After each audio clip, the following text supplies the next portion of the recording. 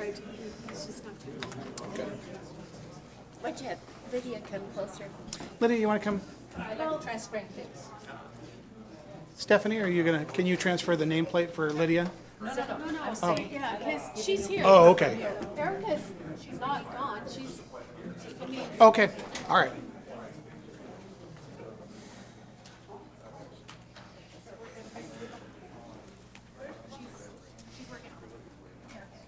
okay. What's going on? Erica is trying to get her connection. Okay. Let's start here in just a second.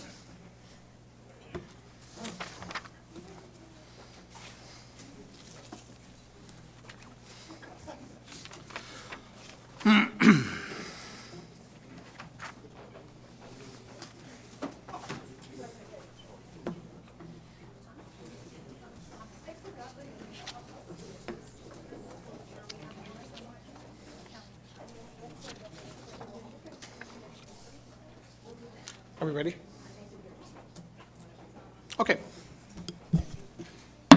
Good evening and welcome to the Federal Way City Council meeting for January 3rd of 2023. It's going to take a few days to get used to saying 2023. It's great to see everybody here. Would you all please rise for the Pledge of Allegiance?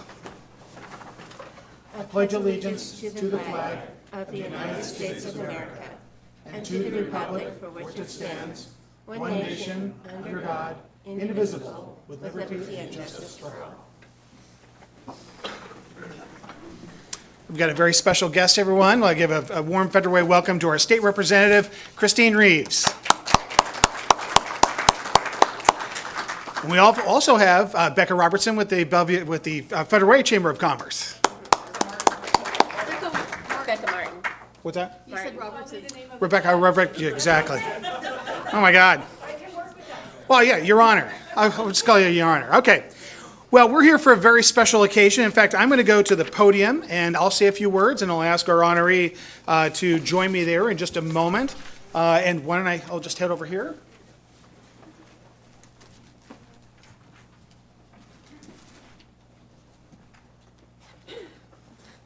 First of all, welcome everybody on this. We've got our Lake Haven Water Commissioner, District Commissioner Len England as well. Get to give him thank you for your service. Or Len Robertson. So we're here tonight for a very special event and to honor our good friend Bob Regner. Now, as many of you know, Bob has been a columnist in the Federal Way Mirror for over a decade and a half. But his service started far before, we're not going to do This Is Your Life, Bob, I promise. But it started far before that. And I just want to say that there's so many people who don't know the inside story. You know, congratulations to our almost first city administrator in the city of Federal Way. After I first got elected 10 years ago, I tried to wrangle Bob into doing that job as our city administrator, but he thought better of it, and he has, over the past 10 years, given me needed advice, counsel, and nudge, as I think many of you know, when necessary. So I sat down with him, and I've sat down with him many times. And over the past 9 years, Bob has reminded me of the decisions he would like to have seen me make, and those are important. In all seriousness, Bob has been the voice of our local politics for more than 15 years. While we may not have always seen eye to eye, as you may have read, I've always respected and admired Bob for his passion for our community, for his service and love of our city. He's been a mentor, friend, and someone who always tries to help me be a better mayor.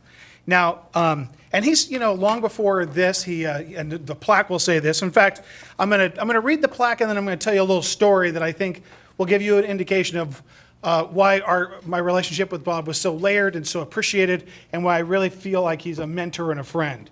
But the plaque for the city of Federal Way, the key to the city of Federal Way, says, "The key to the city of Federal Way, presented January 3rd, 2023, to Bob Regner by Mayor Jim Farrell, for your service to South King County and the entire King County in our region as Mayor of Auburn for 3 terms, 12 years, Assistant King County Auditor, and King County Elections Director, a huge job, as you all know, Highline Trustee, Greater Federal Way Chamber of Commerce, Board Member, and Sound Publishing political columnist for many years. In fact, he was really the only, there were times over the course of time in which if Bob got maybe just something that wasn't quite factually there in regard to something, even if it was a small figure, he'd like, yeah, well, I said, well, Bob, you're the only political columnist in town. I want to make sure that when you write your next column that we get that right, and he always did. It's the details. You've always been in lasting recognition of your mentorship, friendship, and countless achievements. You've been the voice of our local politics and a must-read for more than a decade and a half. Thank you for everything. So, I've got a quick story here before So, how many people have ever seen The West Wing? See that show? Okay, Steve and I have seen every episode like 3 times. And so for those people who used to watch The West Wing, if you haven't seen it, watch it. There's something so great about, people sometimes get jaded about politics, and it's easy to, right, in today's climate. But there's something so beautiful about the idealism in the show.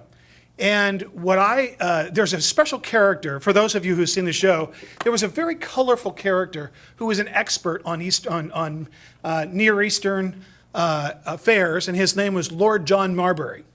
And he was this very eccentric, so Christine knows what I'm talking about, and he was this British guy who they would call in, when the president and his chief of staff would call in, when they really needed an answer on something very critical. Well, not many people know this, but Bob Regner has been my Lord John Marbury. There have been about 2 or 3 times where Steve and I were in the office and we're like, gosh, I don't know exactly which direction to go in. And you know who we'd call? We called Bob Regner. We called Bob, had him come to the office on the down low, run it by him, and we'd say, what do you think? He gave candid, professional, personal advice. Bob, I did not wear the handkerchief today, which is part of I've got it. As I was walking out here, I thought, I forgot my handkerchief. But he was always good for fashion advice. But more often than that, his advice was about how to be a leader, how to tell the truth, how to serve your community. On behalf of a grateful community, Bob, you've earned the key to the city of Federal Way.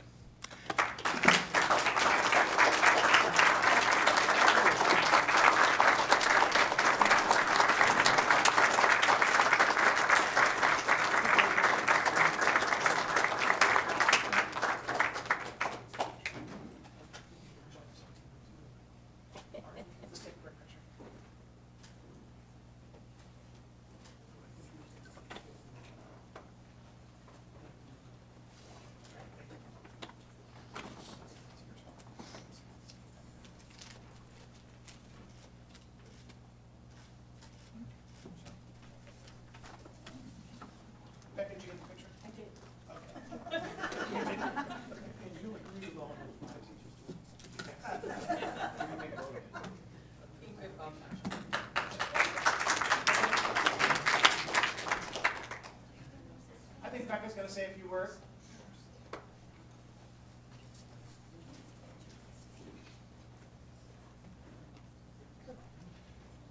From now on, we're going to have to call this the Lord Marbury Award. But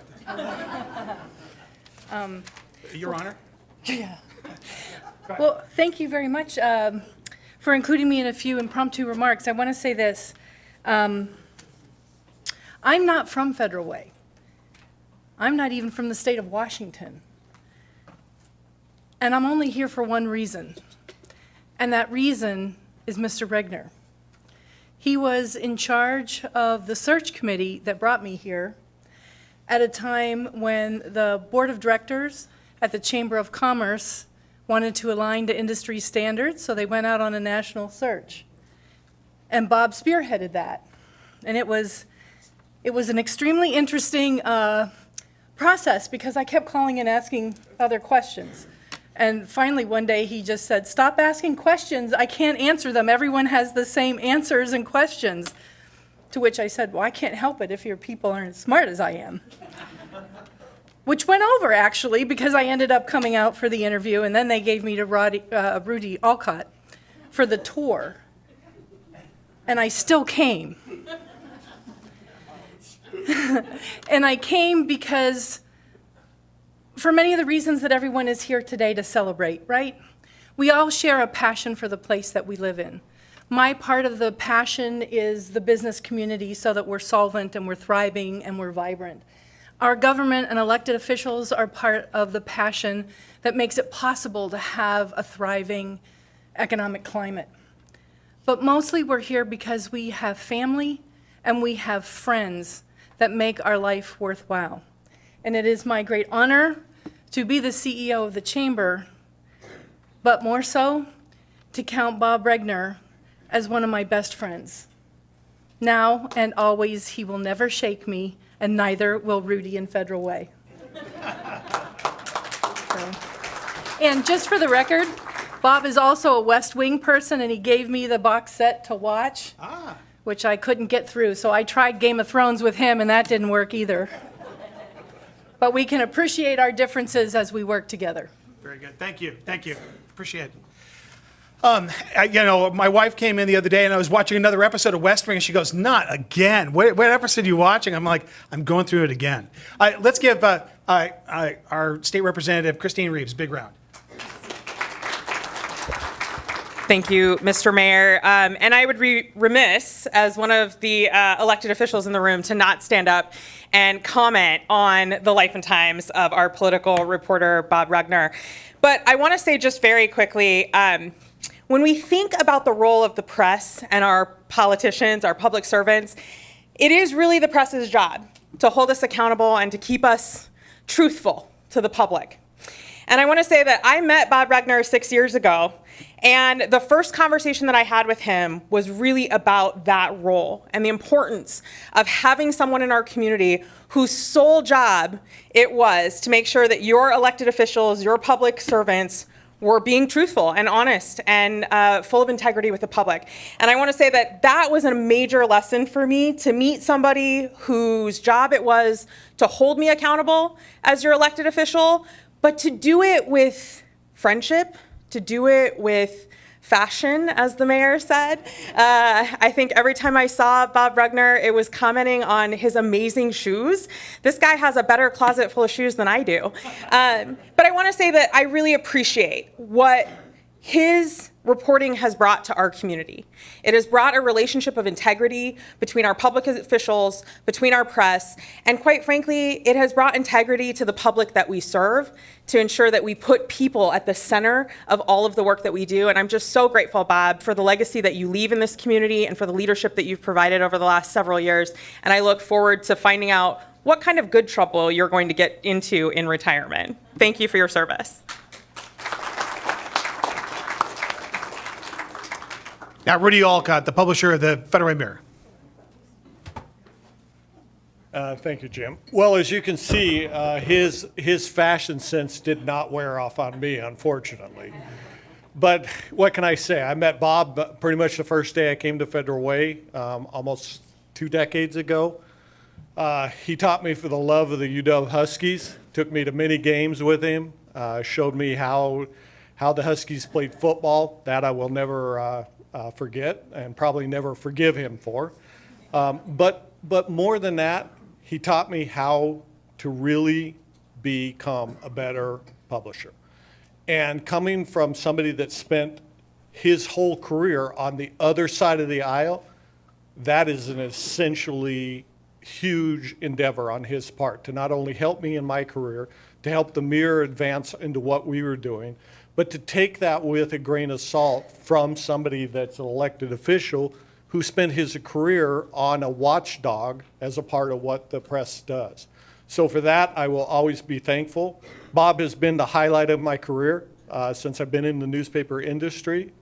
Without him, without some of his leadership, I probably am not the publisher of the Everett Herald now, not the Mirror anymore, and would not have advanced where I'm at in my career without that. So Bob, I owe you that debt of gratitude, something that will never be ever forgotten by me. And your help along the way has just been phenomenal in not only my personal career, but also in the careers of everybody that has come through the doors of the Mirror. You have outlasted almost all of us. outlasted every columnist, including the Republican sides, by the way. They gave up and gave in, I guess, to the Democratic side. I'm not sure. Something I still haven't figured out yet. But to that end, Bob, I want this to be on record that I got the key to the city before you did there, buddy. Thank you, Jim. Thanks, buddy. Thank you. Now, but before we close out, we're going to have a brief reception. We've got cake, so make sure you get some and make, who's responsible? Steve, make sure I don't make a run for the cake. But I can tell you before, former Mayor Michael Park. Mike, Mayor? Since Rudy mentioned about Bob's fashion, I got to say something. As owner of the Midway Cleaners, Bob was my best customer over 20 years. So once a week at least, he came into my cleaners. After business, we chatting at least about 15 minutes to chat about local politics, rumor, and gossip. And I was enjoyed chatting with him every week. Bob, you did an excellent job to educate Federal Way community and your leadership, proven leadership. Thank you. All right, thank you.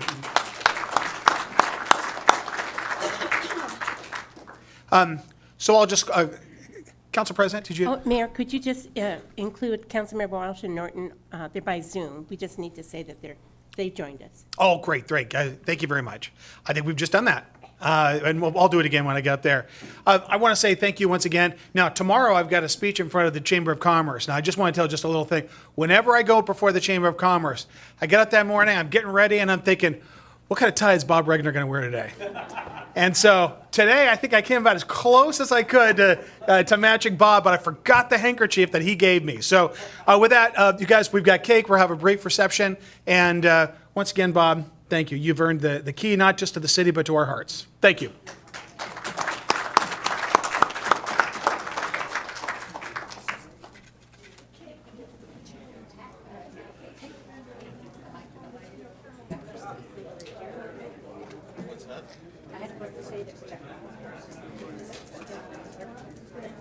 I forgot about it when I saw this.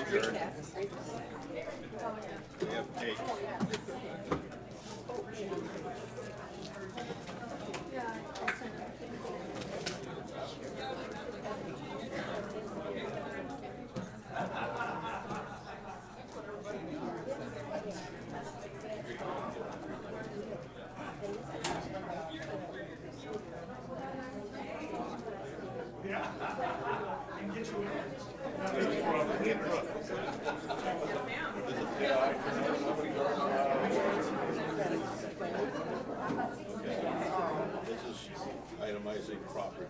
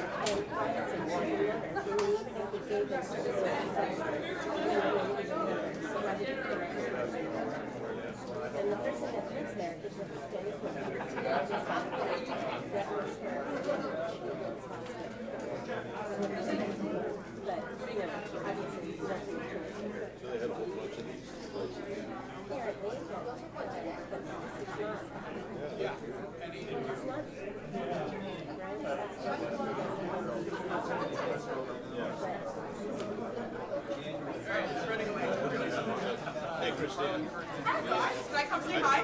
No, come ahead. I just didn't have a chance to come back and say congratulations. I look forward You to were working with busy you back guys. there talking to everybody. I didn't want you to think I was ignoring you. Not at all.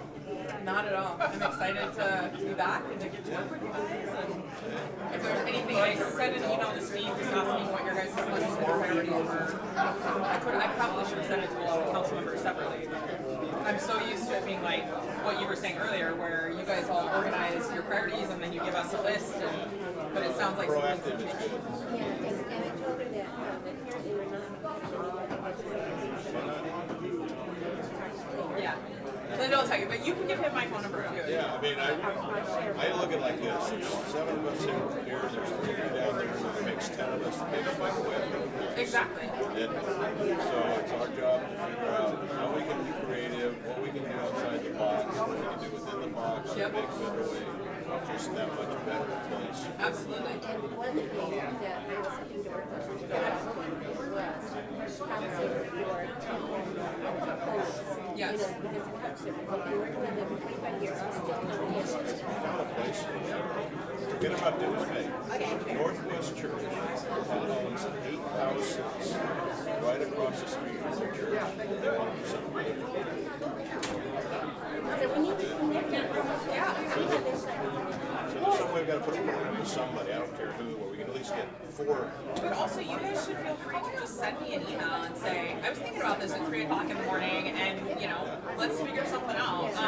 There is going to be, I think, there's a big housing bill coming that's kind of, but it's going to be run by, I mean, my challenge is going to be, it's coming out of Seattle, right? The Seattle legislators are, Dogs get crumbs under the table too. well, my job's to figure out where those crumbs are, and, Let's you know, find some crumbs. right. Well, if I'm lucky, you know, being thoughtful and strategic and being a majority, I can hopefully get rid of the crumbs. But Well, I'd say that. I know what you mean, yeah. We don't have to be the leader. But I think the top 3 priorities coming out of the Speaker's office for the caucus are behavioral health, housing, and infrastructure. I think is the 3rd one. It's going to be a big, like, they're putting together a pretty big package. For mental illness or for rehab or what? It's all of it, right? So it's, I mean, everything from. Well, and then I just met with the exec today, and one of the conversations I had with him is, I guess they're putting a levy on the ballot in April for behavioral health, like access centers, regional access centers, and if that passes, he wants to put one in South Bend County. So they're calling them crisis care centers. They're basically, it would be an opportunity for, like, instead of having to walk into a hospital or an urgent care facility if you're experiencing a mental health crisis, that you'd be able to walk into this crisis care center. And so there's gonna, I think they're proposing like 5 of them, and one they want to put in South King County. Out of Dallas. But it'll be on the ballot, I think, in April. Just you know, my take on it. I'm all for that stuff. As long as we're part of the discussion Well, that's what I said to him today. I said, look, I think that our community would be on board with that. I think the problem is you've got to have conversations with the council. Like, you can't just, I mean, they can do it, but like, we saw how that worked with regionalization of homelessness. And that's what I told him today. I said, you guys just regionalize homelessness if you need to talk to any of the municipalities. Right. And so I said, I think that we can go a lot further, especially because it's on the ballot, if we have a conversation in the community about what that looks like. And I said, and quite frankly, now, like, you can't just shove it down our throats, but also, like, let's work together to get it in our way so that we're actually getting, you know, the services that we need. We want the services for the people. Right. We want to have the But you wanted to, well, and so just know, like, that's going to be the big pushback I get, is because Seattle wants to push a bunch of, like, state requirements that essentially take away local support. And my feedback, and that's why I didn't get endorsed by a bunch of groups, because I said, I want people to respect me as an elected official. I'm not going to disrespect my city council. We don't always agree, but I don't want to disrespect them. They were elected by the public just like I was, so. You know, you probably find we all agree on the exact same things. It's how we get there. Absolutely. I understand that Jamila has said to somebody that I am the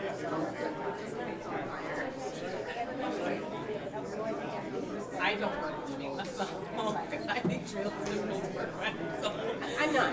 I know you're not. I mean, we've had multiple conversations, so. I just realized I'm like saying, well, the mayor's mentioned. Yeah, but we're not on.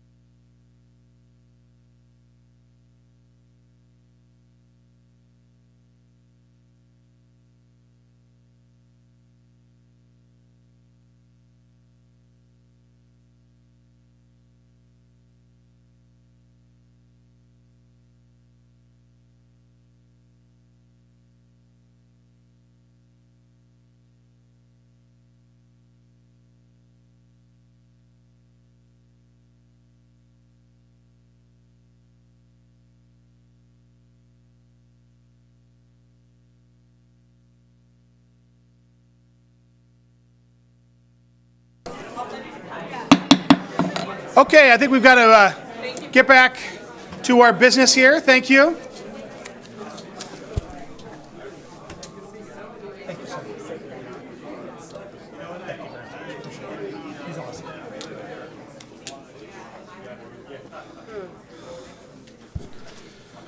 I was just going to call for the council president.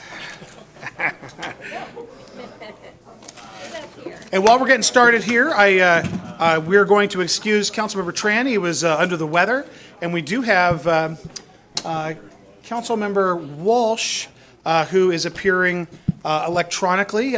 He fell ill, but was able to join us via Zoom. And then, do we have Councilmember Norton on the line? And we've got Councilmember Norton on the line as well. Okay.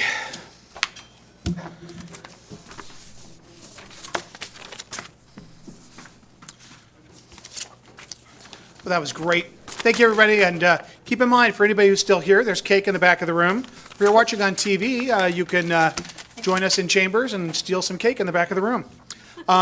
Just for FYI, I think actually the live feed for YouTube is not working right now, or at least that's before we, where did that get fixed? I think they fixed it. Okay, all right. It's no longer news. So, Well, that's good news. that's good news. That's right, thank you. Okay, so, Mayor's Emerging Issues and Report, the State of the City Address at the Performing Arts and Events Center, that's February 16th. It's a Thursday. I always try to have my events on Thursdays, and I think doors open at 5:30. I think we start at 6. Yeah, I think that's it. Doors open at 5. It'll be that night over at the PAC, so I hope you can join us. City Council Annual Retreat at Dumas Bay Center, Saturday, January 21st at 8 a.m. And Council Deputy Mayor, we have arranged for bacon. I know, I mean, really, it wouldn't really be a retreat without bacon, That's right, that's what I'm saying. as long as it's nice and crispy. That's right. Oh yeah, we got to make sure we got that extra crispy. Okay, we've got the MLK Community Event and Food Drive, January 14th at the Performing Arts and Events Center. That's at 11 a.m. We've got the mayor's address to the Chamber of Commerce. That's tomorrow at the PAC. Since I saw Bob today, I'll have to switch ties. Right, Becca? That's right. Okay. Okay, you got it. Okay. Update on the sister city trip to Donghae, Korea, and Hachinohe, Japan. We've got members of our council leadership, our council president and deputy mayor are working on this. Who would like to address this? And I think they've got a meeting coming up. We do, thank you very much, Mayor, and Deputy Mayor will also chime in, but we do believe we may be postponing it because of, I see former Mayor Mike Park is nodding his head, because of the COVID outbreak in China. So it may be later in the year than we had originally planned, but we are planning a trip to Donghae and to Hachinohe. Deputy Mayor? So that decision hasn't actually been made yet, but we will be discussing the pros and cons of when we should be going. But it's been a number of years since we've been to our sister city, and they've been here many, many times, so we need to go and visit. Yep. And we're looking forward to it. Thank you. Yeah, me too. I'm really looking forward to it. It's going to be a lot of fun. Our Mayor Park and our friends in the Korean community have been very patient. You know, we've had not just COVID, but even before that, we were long overdue to get out there, and not just to Donghae, but also Hachinohe in Japan. And showing up makes a big difference. And I think it's very critically important that we do that. We're all committed to that. Was there anything else to say about that? Okay, thank you. Thank you for your work on that. Councilmember Tran has been working on that as well. He's our travel expert. And we've also got, I want to say thanks to Bill Vadino for getting that launched and off the ground. And also Steve is helping out with that as well. But Bill Vadino helps out with all things. He's just a constant presence helping us through those things. We've got the introduction of our Economic Development Director, Tanya Carter. Tanya, you want to do the Princess Wave? There we go. Thank you. Welcome. Tanya, you want to just say a few words? Or I had you do this at the council meeting before, right? On the fly? Yes, thank you, Mayor. Hi, Tanya Carter, new Director of Economic Development. It's a pleasure to be here, an honor to be serving in Federal Way, and I look forward to really trying to help vitalize the well-being and economy of the city. So thank you, Mayor. Appreciate it. All right, thank you very much. Okay, and we have the introduction of the emergency manager, Kevin Pelly. recently with the United States Army. I should say colonel, but I think that's a few days away now. Thank you, Mr. Mayor. Yes, Lieutenant Colonel retired, and I did 25 years in the military, Federal Way a citizen. When I left, I was a graduate of Federal Way High School, went to the University of Washington, so my wife and I are extremely excited to come back here. The Army did not give us the opportunity to serve at JBLM, but we did have an exciting career, including 3 years in Korea, so annyeonghaseyo to all of our Korean residents. 3 years in Germany, and then 4 exciting tours in the Middle East, fun places like Jordan, Iraq, and Kuwait. And most recently to Poland. It's very exciting to see our Ukrainian flags in front of the building and in here, Mr. Mayor and Council. And so my last tour was in Poland, securing our troops there as we were providing assistance to the Ukrainians, the material aid. And so great to see the city is supporting our sister city and Ukraine. So emergency management, security and protection and emergency management was my career, especially the last 10 years, and it's just my passion. So very excited to come here, help us be prepared, and then able to respond in the case of any emergencies and disasters. So thank you. Thank you, sir. Appreciate it. It's going to take me a while. I don't know if it's going to be Kevin, sir, Colonel, but we'll figure it out. Thank you for your service. Thank you for being here. All right. And you know, I think emergency management is one of the biggest things we do at the city. It's one of those things where on a day-to-day basis with our chief, the response of law enforcement is absolutely critical. It's very important. It's the most important thing that cities do. But I think undergirding all of that is being ready for the unforeseeable and for the those kinds of things that we don't want to have happen, but unfortunately sometimes they do. And that's why emergency management, we need to stand ready. And I'm really excited about Kevin's background and experience, the military precision and the service there, but also the wide array of prior responsibilities. We need to be ready to go when unforeseen or some tragic situation affects this community. So that's why we always need to be ready. So thank you, sir. Okay, now the most important part of this evening, public comment. I've just got a couple pink sheets, but if anybody wants to add their voice to the meeting, just fill out a pink sheet, provide it to the city clerk. Now, our new council rules are not so new now, they're about a year old, but we ask people just to identify the city they live in. We don't need your address. And then green means go, yellow means you get about 30 seconds, red means please stop. I hate interrupting people. Okay, with that, Alex Milstein. And Alex, do you prefer Alexander or Alex? Alex, okay.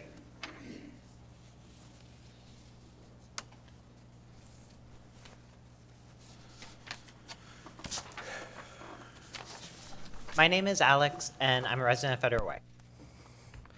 Drug abuse is an important issue in our city, and it's an issue that has only increased as more people are pushed into desperate situations with time.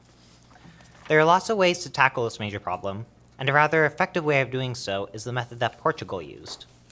In 2001, Portugal decriminalized drug use and minor drug possession. This meant that rather than being thrown in prison for minor drug possession, you were instead given a summons to a local dissuasion commission made up of 2 health professionals and 1 legal professional. This commission would figure out the extent of the addiction, and based on that may direct the drug user to a voluntary treatment program or give a minor sanction. And despite being voluntary, the treatment program got a significant amount of people to go to it.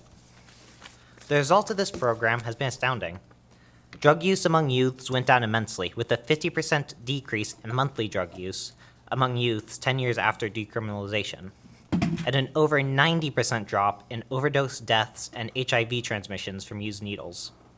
In addition to the health benefits, it also led to a 70% drop in the number of people in prison for drug-related offenses.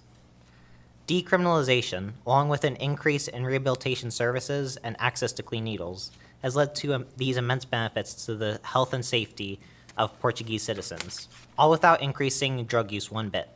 It saved money, and more importantly, it saved lives.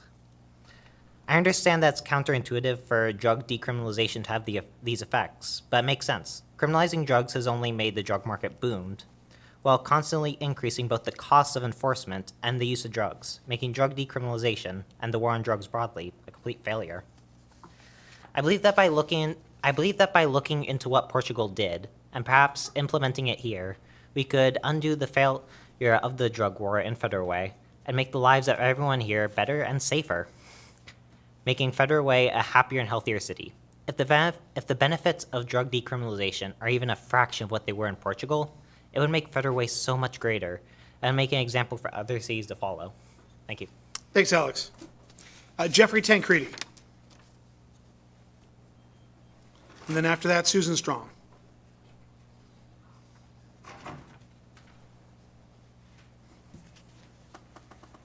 Good evening, Mayor, City Council. Happy New Year. Thanks for letting me speak. There are many Federal Way residents living in Section 8 or other subsidized housing units here in Federal Way. Some are known as Kitts Corner, Park 16, Uptown Square. As far as I know, there's no pathway, no program, no counseling or incentive for families living in these units to earn equity or to own these units/apartments. King County appears to have been very motivated to get subsidized housing here in Federal Way. King County does not appear to be concerned with providing a pathway for the residents to rent to own these units. Why? When a family buys property, they tend to fix it up. They invest in it. They put money into it because they want to earn real equity.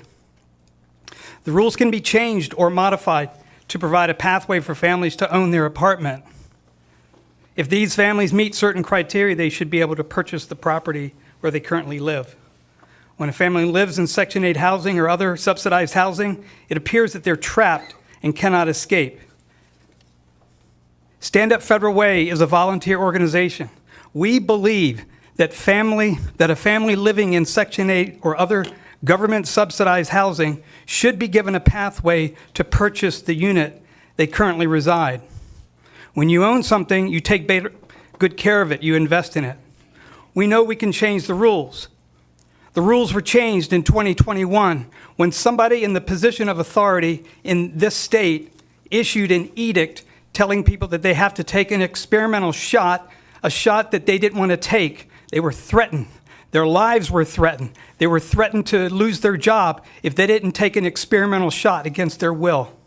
So if we can force someone to take an experimental shot, a shot that violated every human civil right, a violation of the Geneva and Hague Conventions, if we can do that, if we can change the rules to force people to take a shot that we now know does not prevent you from getting COVID, and it does not prevent you from transmitting COVID. So if we can do that, we can change the rules so that families living in Section 8 housing can earn real equity. The following criteria could apply. The family must have one full-time wage earner in order to qualify. Once you determine the family has a full-time wage earner, then you look at their income. Have King County and the City of Federal Way work together to help these families so they can own their own piece of the American dream. We, in Stand Up Federal Way, we believe in independence and not dependence. We know some people may not qualify, we understand that. But if one family can qualify, that's better than none. Thank you, Jeff. Susan Strong.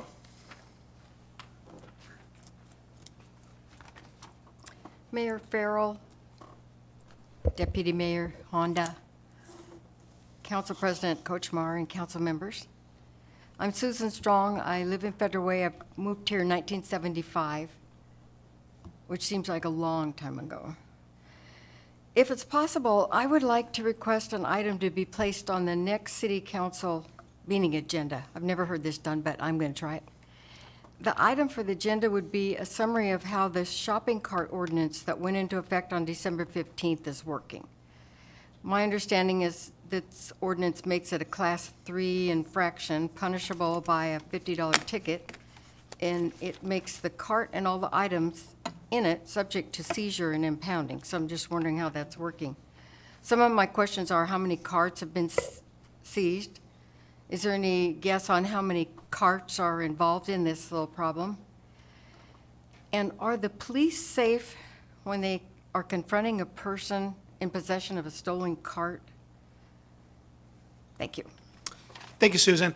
And Susan, actually, we're going to grant that request, and we actually have not, because that was done with, toward the end of the year, we are going to start implementation at the beginning of the year, which is now, and we're working out, and it won't be on-duty police officers that are doing that. We've got a special operations unit, and we're very mindful of the kinds of conflicts that would be inherent with people, especially people that are they're homeless and low on their circumstances, and facing difficult times, separating them from their property and the cart and the human piece of this. So we're going to be very respectful, kind, professional, and implement this. But we're going to work out. That's what I keep pointing over here to my right.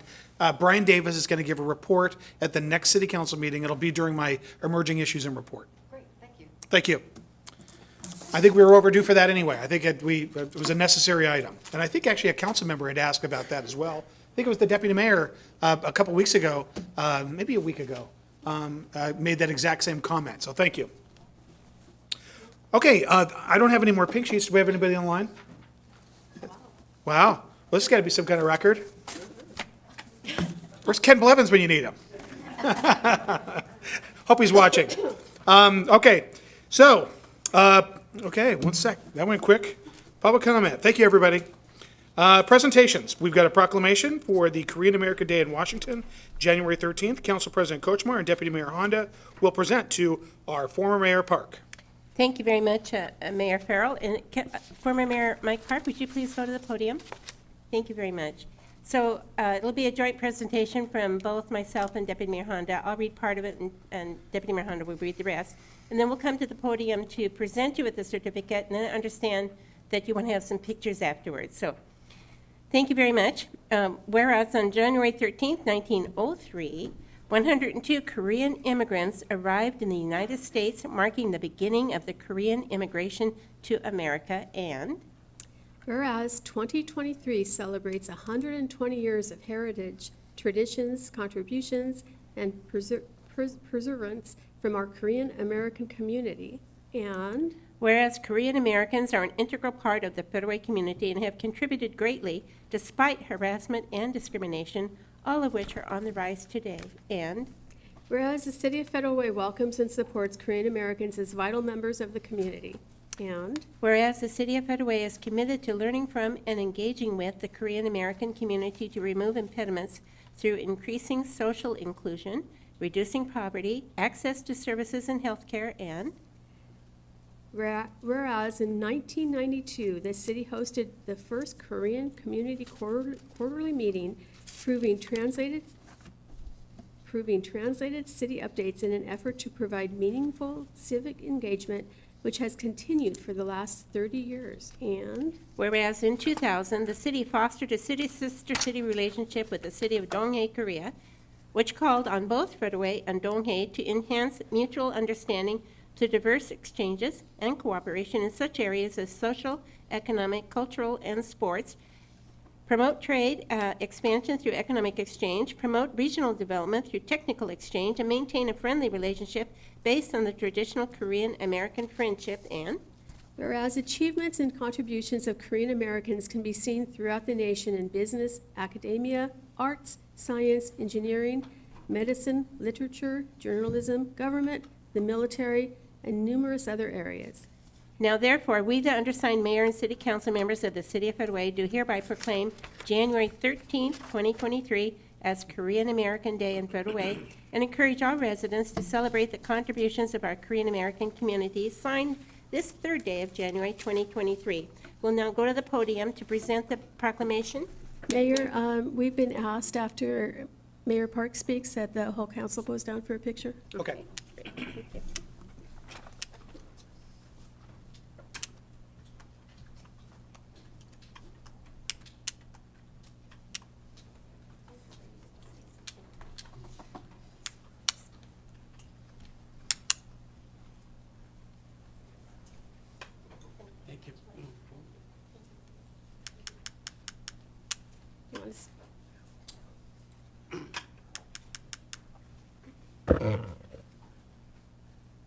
Happy New Year, Mayor Farrell and council members.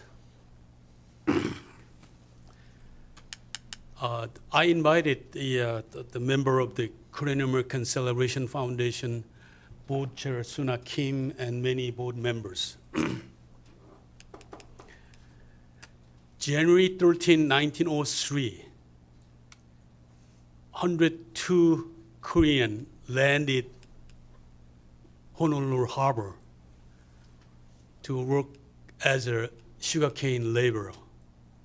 120 years later, today, we have about 2.5 million Korean American residing in the United States. And they working hard to fulfill their American dreams. So particularly this year's celebration would be taking place in Edmond and celebrating 120 years anniversary of the Korean American immigration. As you know, the Korean American community is a great partner with the City of Federal Way, working together, enhancing the quality of life in this community. I'm enjoying working together with City of Federal Way, and on behalf of the foundation, board chair and committee member, I really sincerely appreciate City of Federal Way proclamation for the Korean American Day, January 13th. It's been a good time, and we are celebrating the Korean immigration legacy. So, you know, we talking about this council regarding sister city trip to city of Donghae and Japan, Hachinohe, Japan. So I love to, you know, discuss the plan to travel to those Asian countries. So I really appreciate with all those board members. Sincerely appreciate it again. Thank you, Mayor Farrell and Council Deputy Mayor Susan Honda, and Council President Linda Kochma, and council members. Thank you so much. Thank you, Mayor. So let's have a group photo with Yes, mayor sir. and council members. All council members. Yeah. We go over there.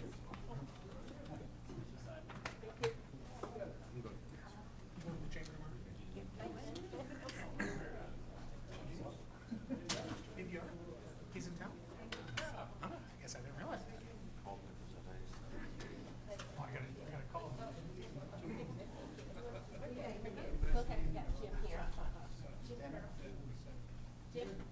Oh, okay.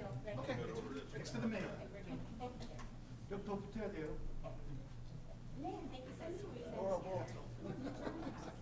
Do what she says. 더 붙어야 돼. 더 붙어야 돼. He's not gonna listen to you. One, two, three.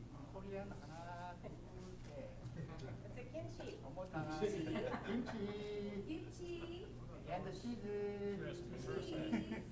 Len, could you come up here? Great to see you. Good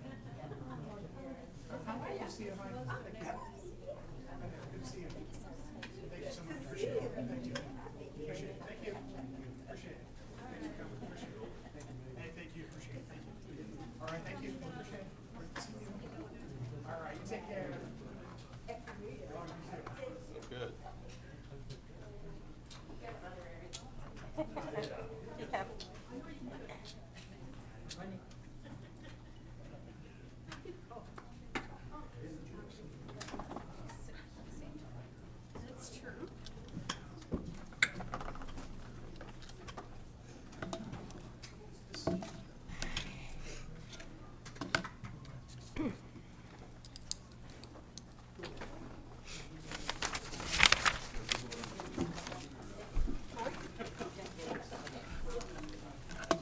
Now we get to sit.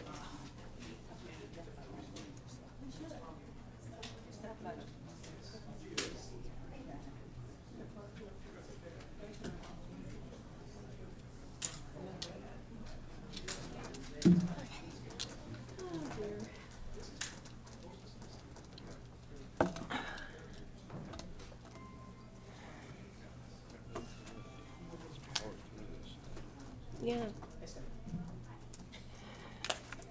Do I get a high Hey. Hey, girl. All right. We're moving right along. All right, everybody. Okay, so we've got our council committee and regional committees report.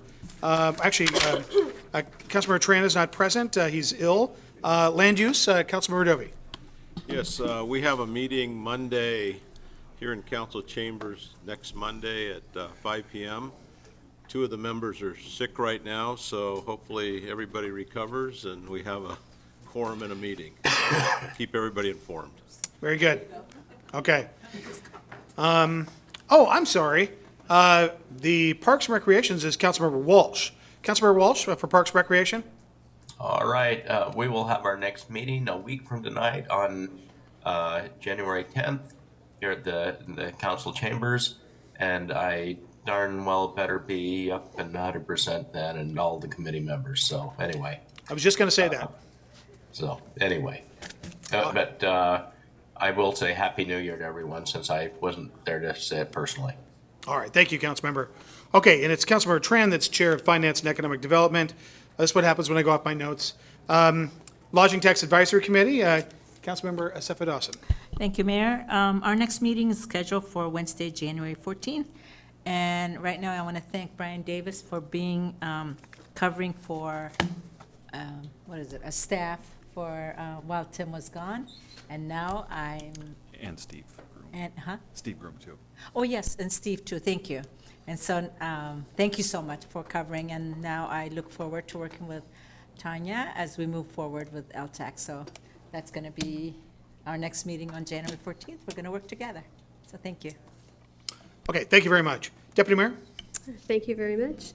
So our retreat is Saturday, January 21st, starts at 8, and will be over by 4. And this year it's going to be a little different than we've had in the past.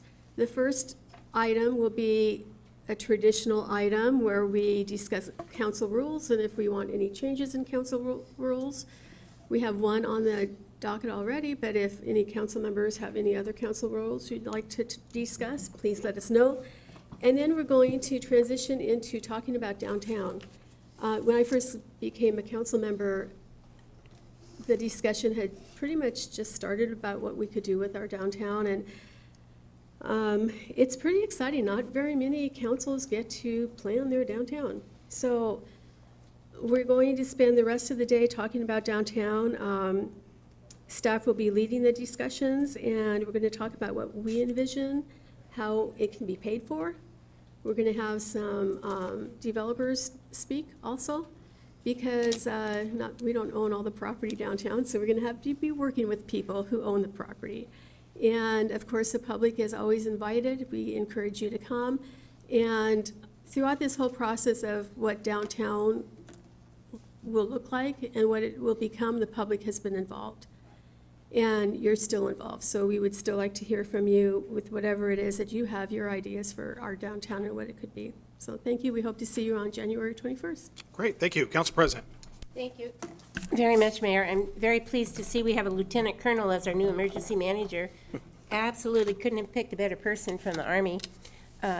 Also, Tanya, you have a blank slate to fill for our downtown. It's not like recreating, we're creating. So it's kind of exciting, so we can start moving forward. And that's a big thing for us, to be able to build a downtown. So everybody says we don't want to look like Bellevue, but we do in certain respects. We do want to move forward, and we do need to create a vibrant, healthy, walkable downtown that we can all enjoy and have many of the things in our downtown that we all are looking forward to. So thank you very much, and I do notice that we have a number of people out with COVID, and so if you're sick, please stay home, get well, and let's move forward together. And our retreat should be very, very interesting. So this is not our city, it is your city. So if you'd please get involved, watch what's going on, and let us know what you think. That'd be very, very helpful, and thank you all very much. All right, thank you. All right, now on to the consent agenda. These items have already gone through committee. It can be passed all at once, but I will read them all and ask if a council member wants any item pulled for separate consideration. Item A, minutes for the December 6, 2022 regular and special meeting. B, South 288th Street Road Diet, 85% design status report, Phase 1 and 2, and bid authorization, Phase 1. C, Southwest Dash Point Road and 47th Avenue Southwest Compact Roundabout, request for additional funds. D, Pacific Highway Non-Motorized Corridor, 85% design report. E, Citywide Pedestrian Safety Improvements, 85% design status report and authorization to bid. F, 2021 to 2020 to 2021 Neighborhood Traffic Safety NTS Program Project Acceptance. G, Military Road South Preservation Project, 85% design status report and authorization to bid. H, 21st Avenue South and South 320th Street Signalization and Pedestrian Improvements, 85% design report. And demolition of former Target building, authorization to bid, and that's authorization to, authorization, but that's authorization to send out bids, correctly? Correct. It's the authorization to go out and solicit bids, and then it'll come back to council for final approval. Very good. I want to make it sure for the record, it's not that we're authorizing it to be torn down yet. We have to get bids first. Correct. Okay. All right. Okay. Council, are there any items that you would want pulled for separate consideration? All right.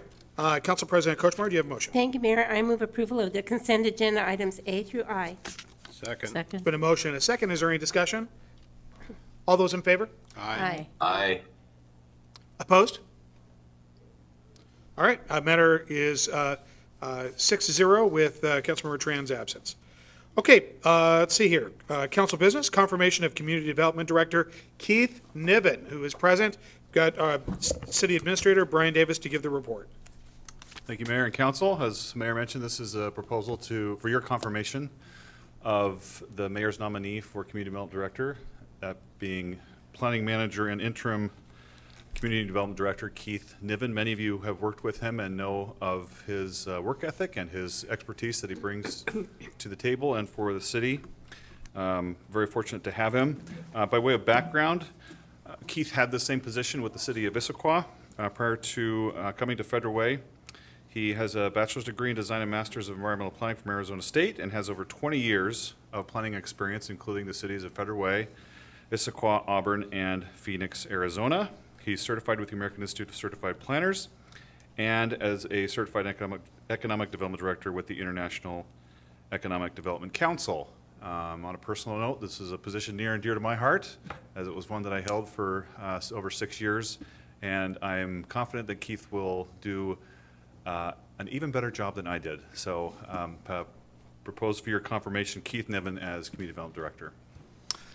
All right, Keith, would you like to say a few words before? Or actually, why don't we? Well, we'll save that for a moment. Let me just say that at first my decision elevating Brian to city administrator, he'd been serving in essentially the dual path, the dual position of acting city administrator, and also I still carried on the community development responsibilities. I should say that Keith really picked up a lot of the extra work that was involved in that. And just like the deputy mayor said, I really think Keith has taken us in a direction with regard to our downtown plans that we're working on, the redevelopment, and, really has taken that ball and run with it in regard to the DIP, in regard to the TC3, the Town Center 3, and really the development of the downtown. And then once I really thought about his background, so normally we would go out for a process for this.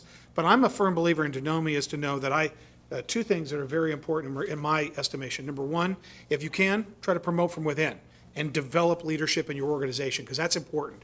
But number two as well is that don't go through process just for the sake of process, because it's not fair to those involved. If you got somebody who's ready to step up and lead and do it, then that's what you should do, and not have process just for its own sake. I don't think that's honest. So that's why I've elevated Keith for this nomination, and thank you, O'Brien, for that. Is there any? Does anybody have any questions of Keith? Council President. No, I am very pleased that Keith is on board. You're going to have a very important job this year with planning, with Councilmember Jack Dovey, who's chair of the Planning Commission, with a committee with also the Land Use and Transportation Committee. I'm sorry, I'm getting that mixed up. He's chair of Land Use and Land use, Transportation. fun stuff. Isn't he? And Planning Commission. So that's going to be a real focus this year, so that we recreate and create our downtown. And, because we've talked so many years about trying to help the homeless and trying to help the people who need help, we need to provide the retail base so that we can do the things, the wonderful things we'd like to do. So it's all on your shoulders, Keith, so should we move forward? Good luck. And I'm glad you're on board. Okay, Councilmember Walsh? Yeah, I'd just like to say that I think Keith is an excellent choice. I'm excited that he will be the director. It's been a pleasure working with him. I do hope that he will keep a lot of hands-on with the downtown work. He's been doing a great job there. So, thank you. Great, thank you. Councilmember Dovey? Yeah, I'd just like to say that I'm excited that this nomination is being made, and Keith is willing to step up and take over and sit in that chair now until 10 o'clock instead of get to go home at 9 o'clock. But I appreciate it and look forward to working very closely with him as one of the staff members, as we always have. All right, thank you.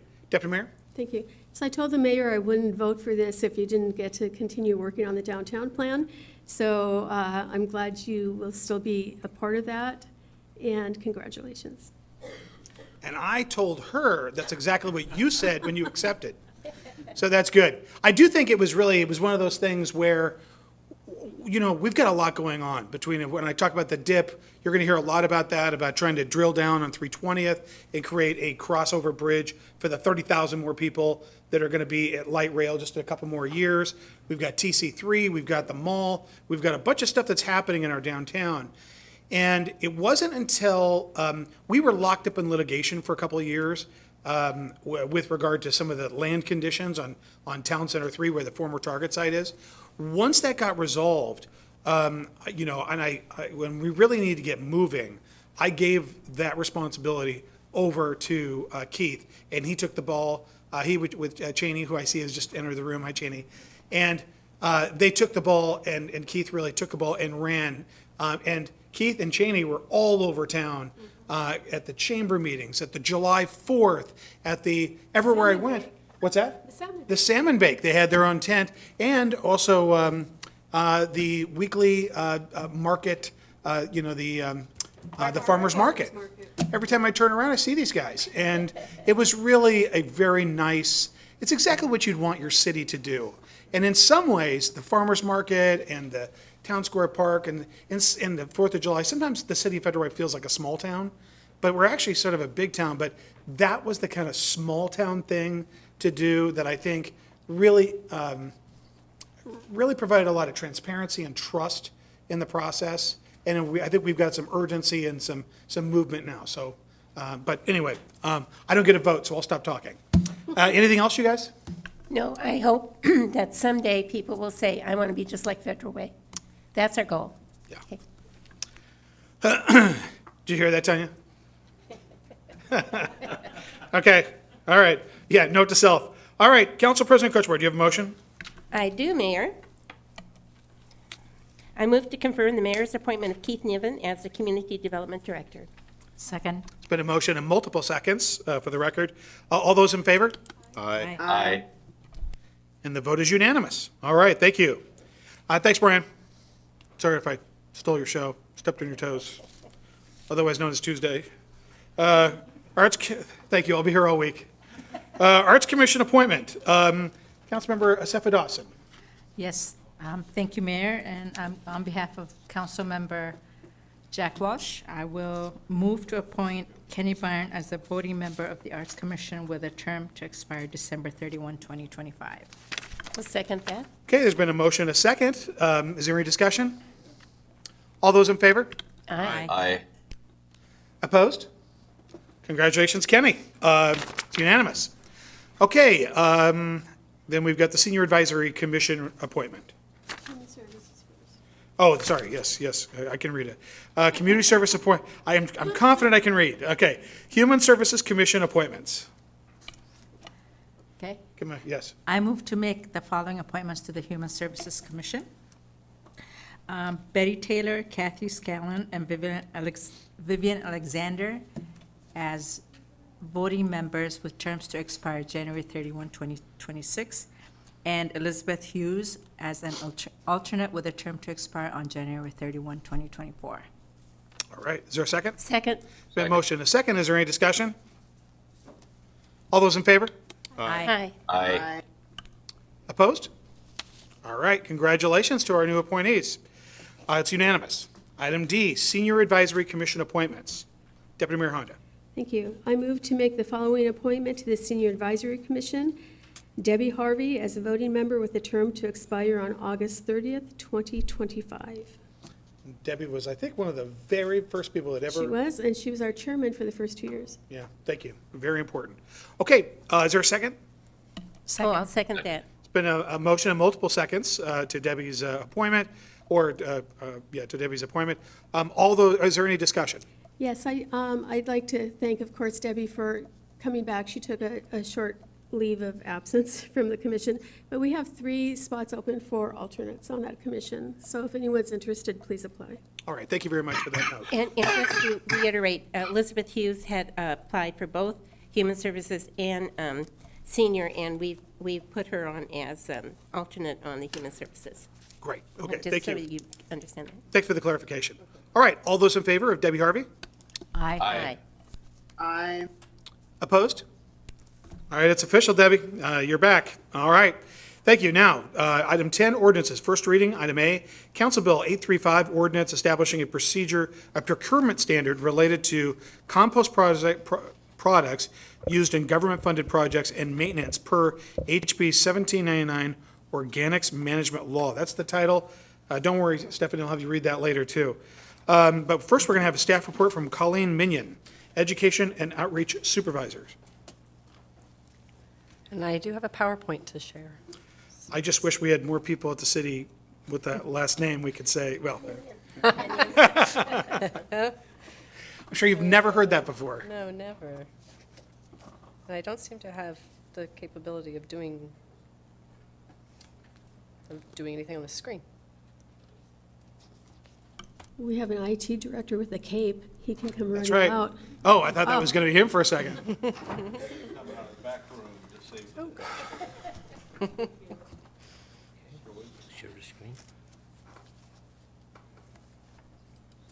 And Stephanie, while they're doing that, do we have any public comment signed up for this? No, I don't, Mayor. And any pink sheets? No, I don't.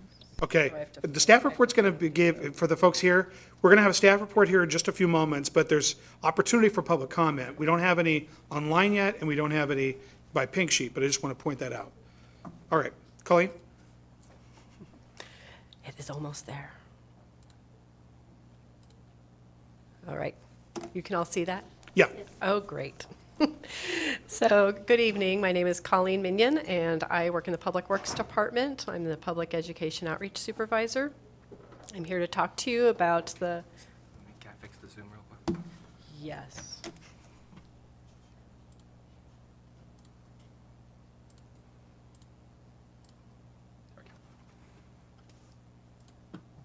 All right. Okay. Thank you. I'm here to talk to you about the proposed ordinance regarding compost procurement. In 2022, the Washington State Legislature passed House Bill 1799, more broadly known as the Organics Management Law. And this includes a requirement for larger cities, such as the City of Federal Way, to adopt a compost procurement ordinance.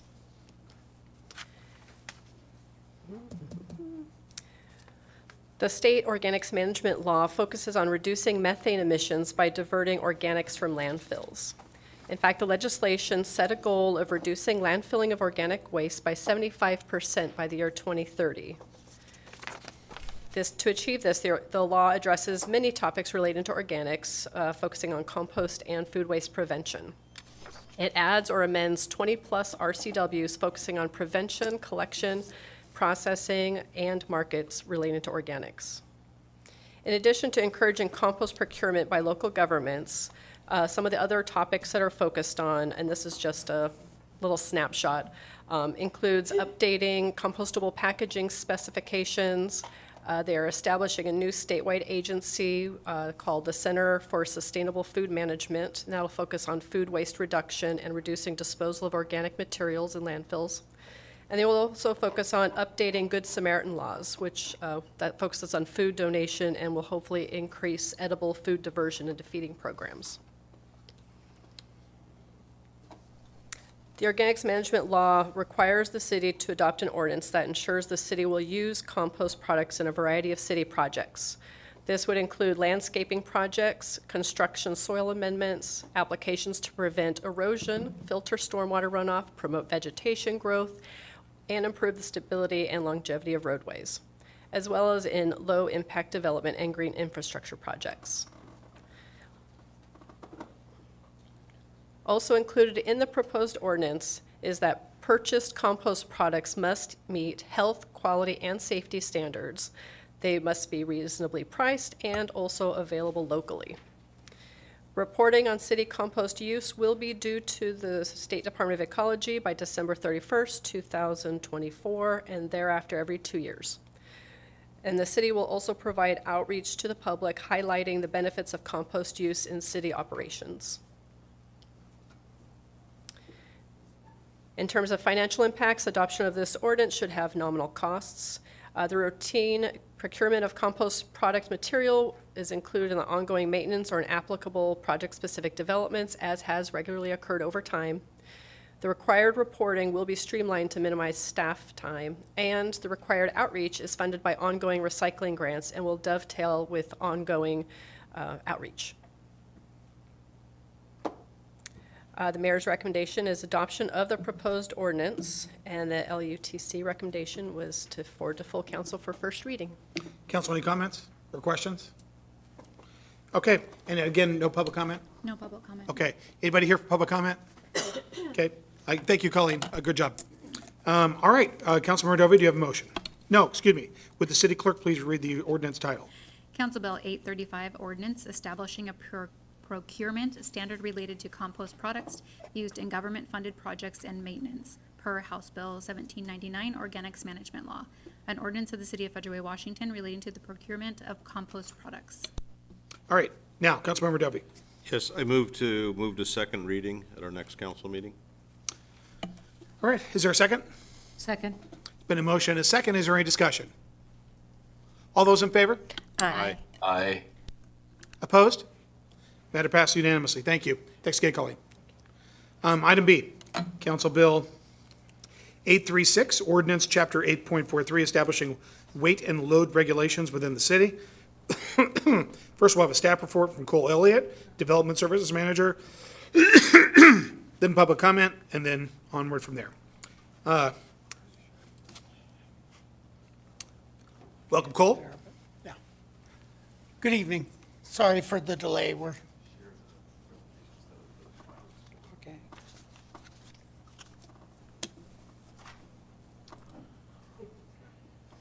Oh. Okay. I didn't realize when they took vacation. That's going on. I know. This. Yeah, he's heard it. Sure. I don't know if he took his camp or not. I think it's there now. Exactly. Good evening. Sorry for the delay. I'm Cole Elliott. I am the Development Services Manager. I'm here to bring forth a new still not doing it? Oh, boy. Because we need to, because. Wait a minute. There I am, but. Go back to, did you stop share? Click on the Zoom. Okay, and then you're gonna, Right. sorry. But Whichever your presentation. this one is Yep. mine, And then right share. here. Share screen. Share, here, share that. This share. Got it. Okay. There we go. All right, got it. All right.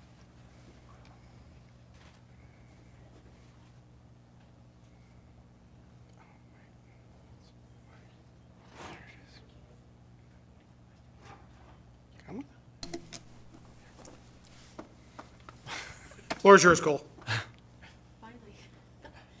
I'm here to bring forth an ordinance for consideration, 843 weight and load regulations. Let's see.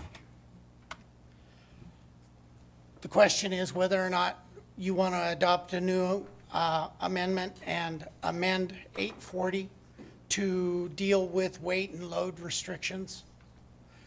We have recently experienced a marked increase in the oversized and overweight loads coming through the city. This is not a Sound Transit only driven project. We have several that have, and at LUTC I did share that we had one of our signals damaged by the transportation of a boat through the city. So what we're trying to do is we desire a cooperative effort with the haulers to minimize the wear and damage to the city streets and infrastructure, and decide through permitting, we can assess the risk, and if any damage is found, then establish who's legally responsible for the repair. Your recommendation, Mr. Mayor, was to amend 840.030 and adopt 843. And the land use recommended forwarding to the first reading. And Cole, do we think that people are they're trying to do this perhaps to bypass the weight scales? Is that part of what's going on, you think, or not? No, sir. Some of it is just not knowing that the city has our own weight and load regulations and requires a permit. So this also, we've been doing a lot of education with the haulers. But some of them feel like if they get the WSDOT permit, they're immune and they can travel wherever they want. Right. Okay, council, any other questions? All right, good job, Cole. Thank you very much. Is there any public comment? No, Mayor, I don't have anyone signed up. Okay, and anybody here in the audience who'd like to comment on this? Hearing none, would the city clerk please read the ordinance title? Council Bill 836, Ordinance Chapter 8.43, Establishing Weight and Load Regulations Within the City. An ordinance of the City of Federal Way, Washington relating to weight and load regulations, amending Federal Revised Code 840030, designated vehicle routes, and adding a new Chapter 843, Federal Revised Code, Weight and Load Regulations, including Sections 843.010, 843.020, and 843.030. All right. Councilor Rovy. I move to second reading at our next council meeting on January 17th. I'll second that. Been a motion and a second. Is there any discussion? Not cough, Jack, but it's any discussion? All right, all those in favor? Aye. Aye. Opposed? All right, it's unanimous. Thank you very much. It is going on to second reading. Okay, now, Council Bill 837, Ordinance Planning Commission Code Amendments, an ordinance of the City of Federal Way, Washington related to the City Planning Commission amending Federal Way Revised Code. We'll have that read later, we'll ask Stephanie to read those. Staff report from Keith Niven, our now Community Development Director, newly minted. Keith. Did I get it right? Yep. Good evening, Mr. Mayor, Council President Kochmar, Deputy Mayor Honda, City Council members, Keith Niven, Community Development Director. So this evening, this first item is a proposed code amendment relating to the Planning Commission. The policy question in front of the City Council is, should the City Council amend Chapter 2.90 of the Federal Way Revised Code to allow alternates of the Planning Commission to serve as full members when needed to meet quorum requirements? So there's two pieces of substance related to this proposed code amendment. The first one is related to members versus alternates.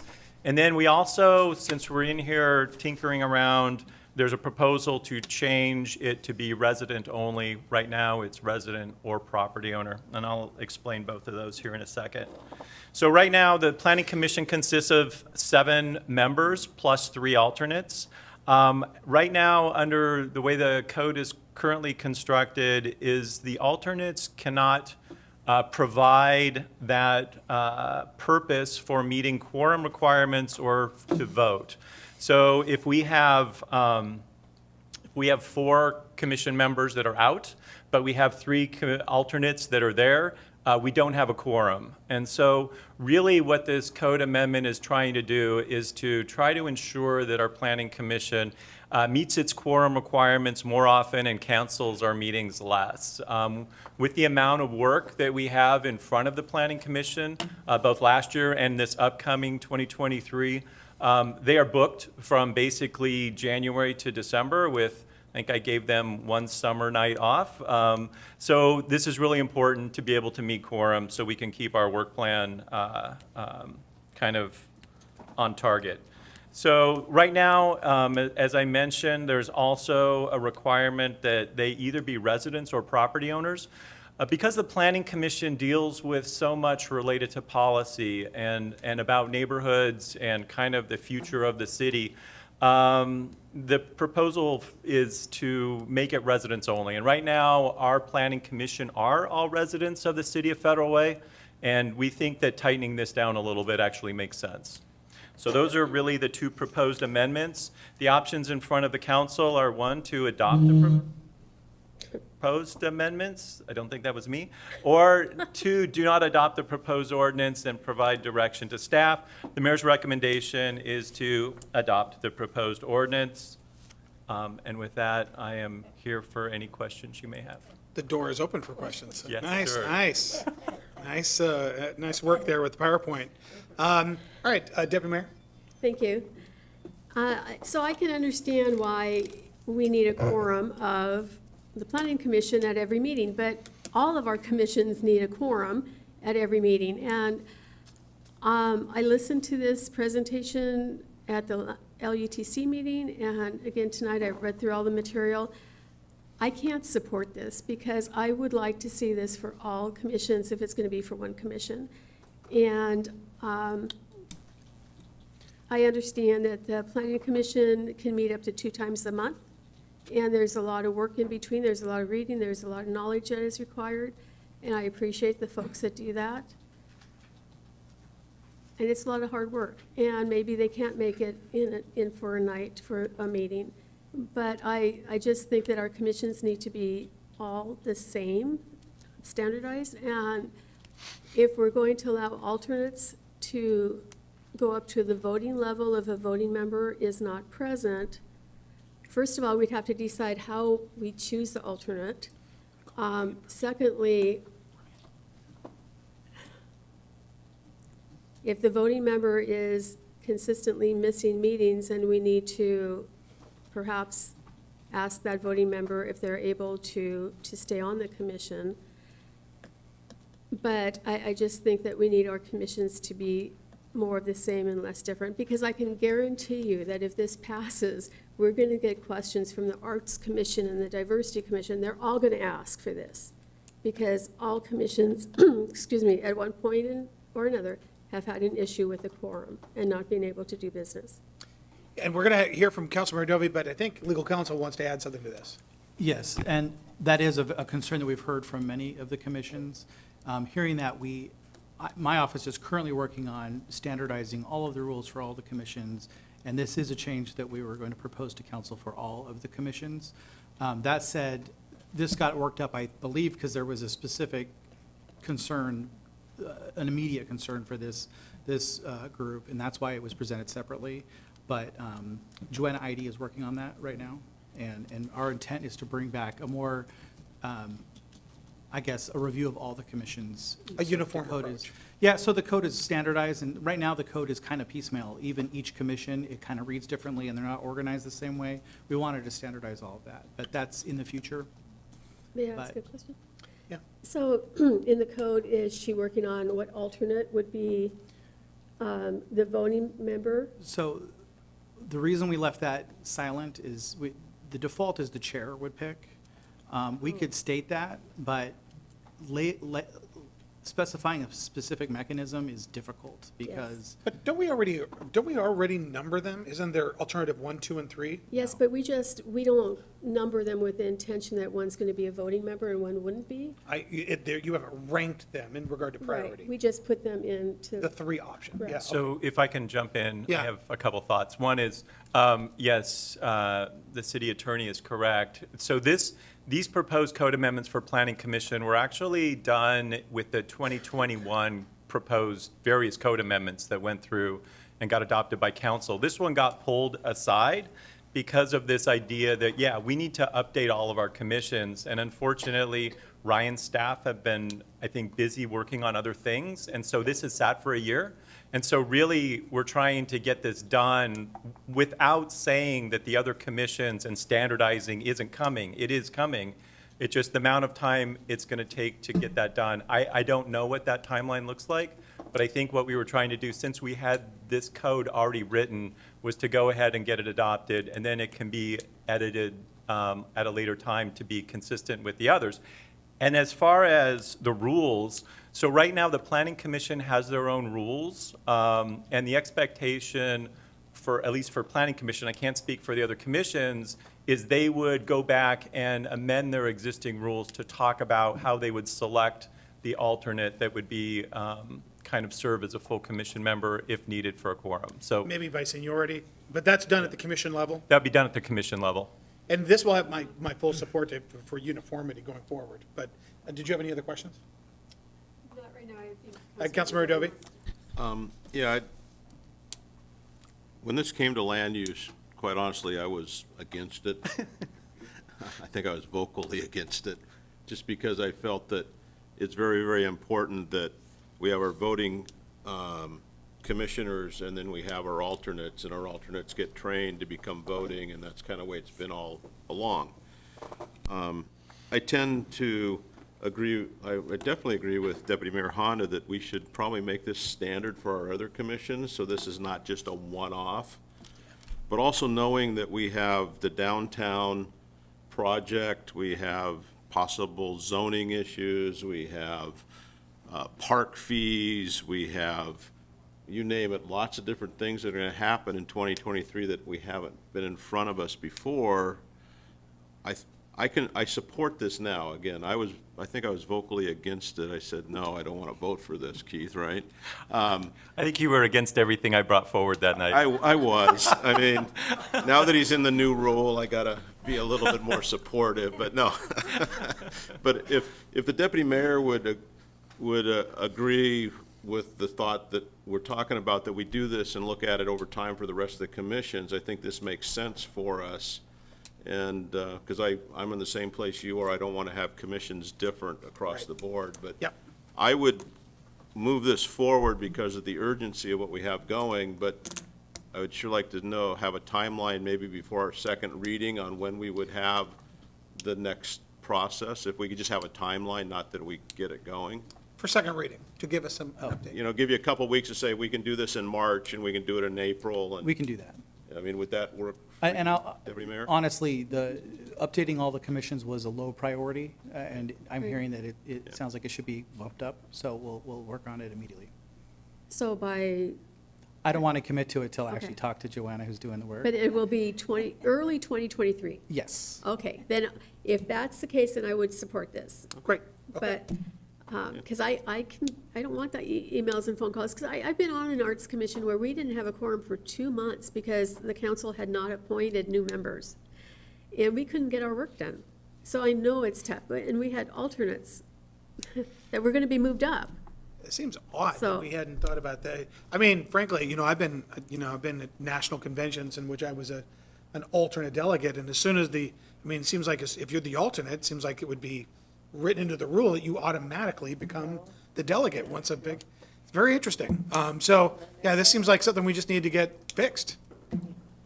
Yeah, but, yeah, okay, sounds good.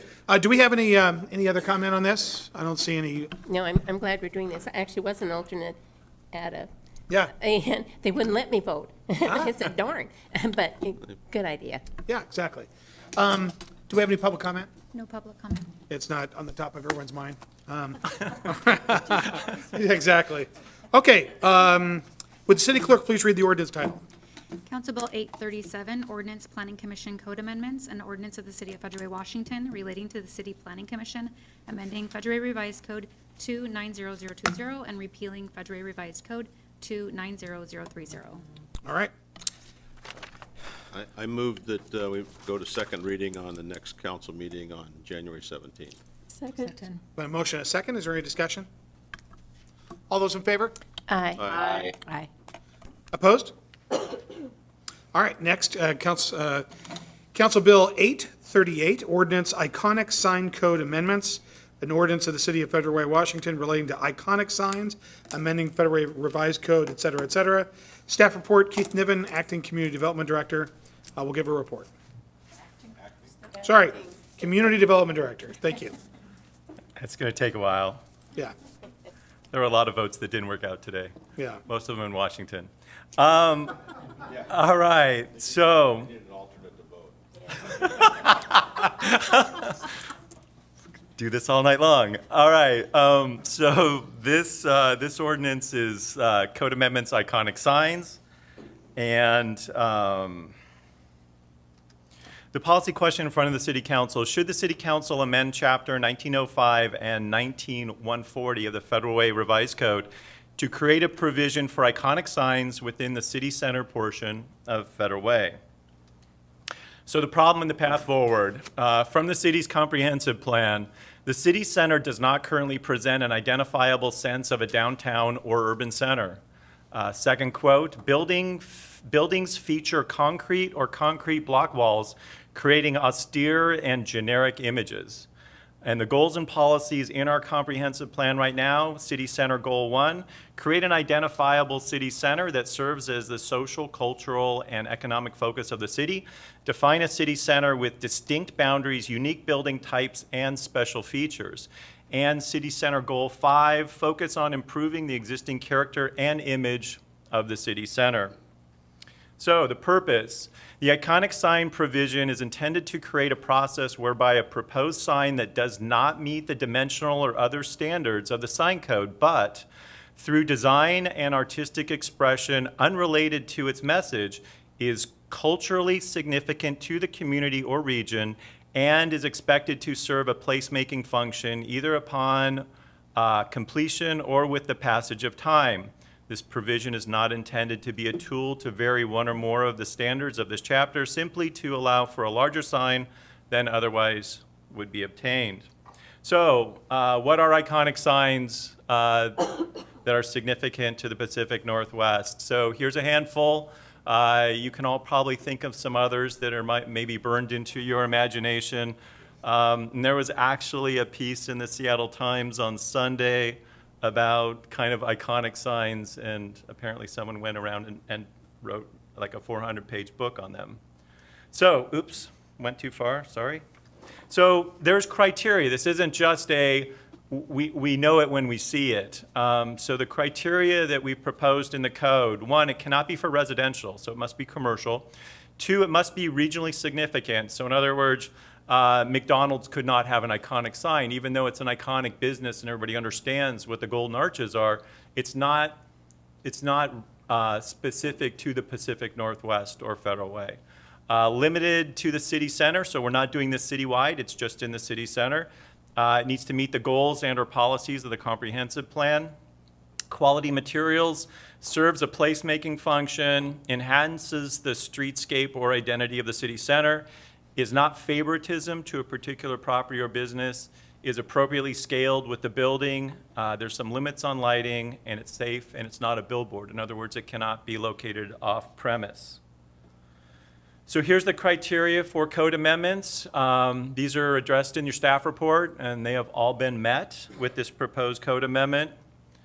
Planning Commission held a public hearing on the 2nd of November. The city received no comments from the public, and the Planning Commission recommended approval of the proposed code amendment. Since, and I apologize, this is small, since we got out of the Planning Commission and before the meeting this evening, noticed that there were a couple tweaks, little edits to the criteria that needed to be done. The first one is, and it relates to that issue about it being significant to our region, the Pacific Northwest. It had originally been written as found in the city and or region. It really wanted to be safe. It really wanted to, sorry, my words are getting weak because it's late, founded in the Pacific Northwest or city. So something that actually started up here, not just what is found here. And the second edits to subsection D, those are just grammar. Those aren't substance. So this evening, the options are adopt the proposed ordinance as amended, or do not adopt the proposed ordinance and provide direction to staff. And the mayor's recommendation is to approve the proposed code amendment as amended. And how about this question mark? Good, Neon, yes. right? Yes. Okay, questions? I see Deputy Mayor has her light on.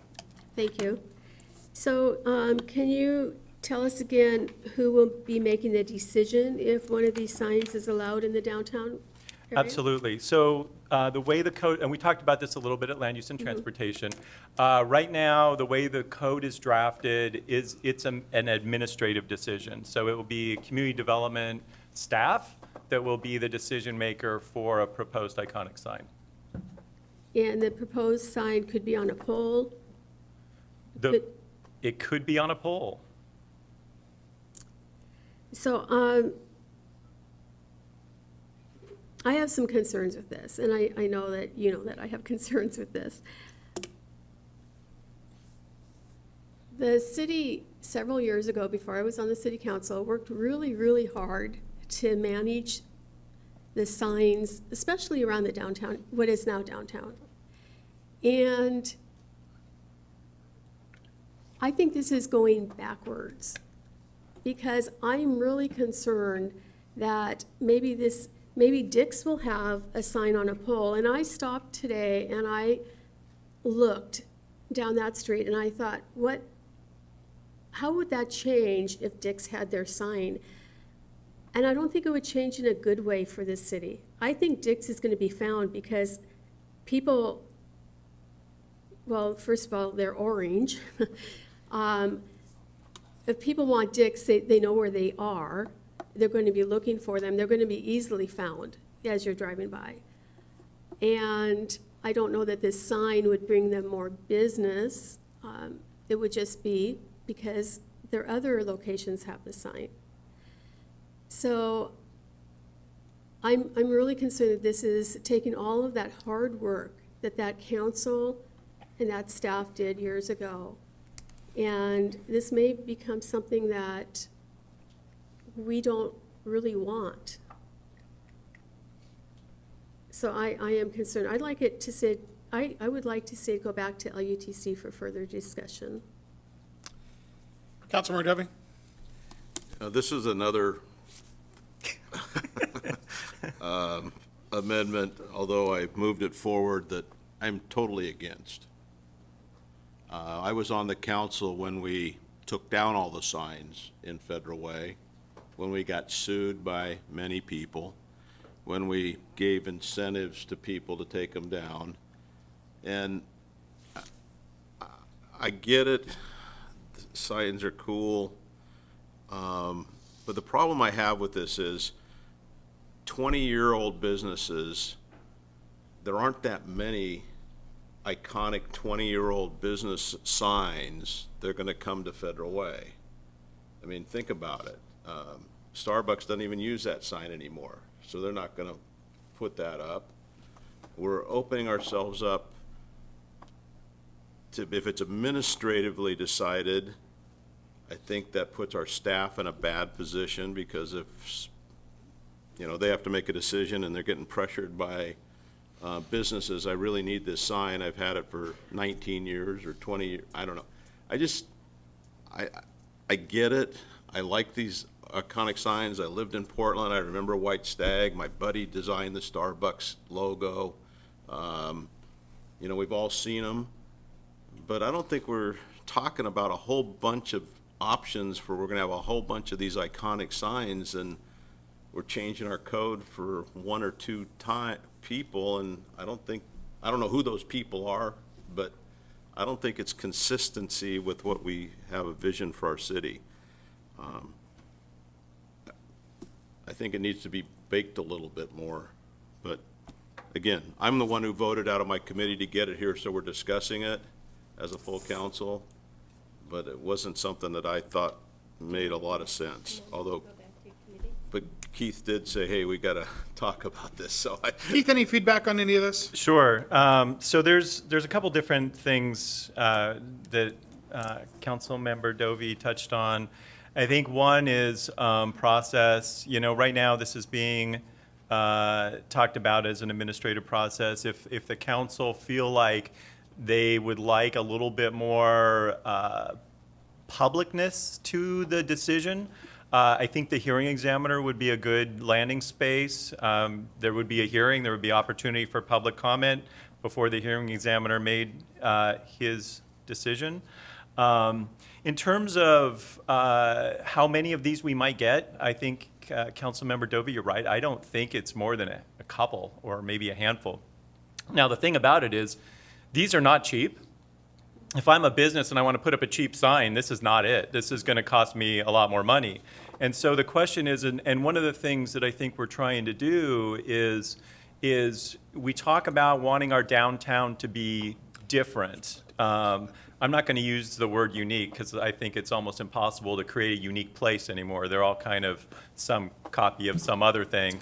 But I think in terms of making it special in certain ways, I think signs can do that. I actually think that if we got the criteria right, then I think this could be a good thing for the city and set us apart from some of our peers that I think we're trying to actually kind of separate ourselves from. So I think, again, it's all about, did we get the criteria right? And, you know, I think the answer is, you know, we did our best to do research for other cities that have codes relating to iconic or historic signs, and we put that together in this criteria list that's in the draft code this evening. Council President? Well, I'm hearing some good questions, and I'm wondering, I'd like to make a motion to send this particular item back to Land Use and Transportation Committee, Chair Dovey, for further evaluation. Is there a second for that? Second. It's been a motion and a second to send this back to committee. Is there any discussion?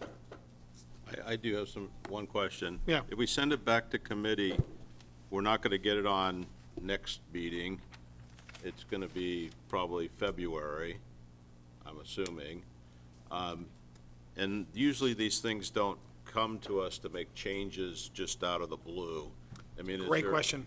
Is there some, you know, urgency on this other than, hey, we think it's a good idea?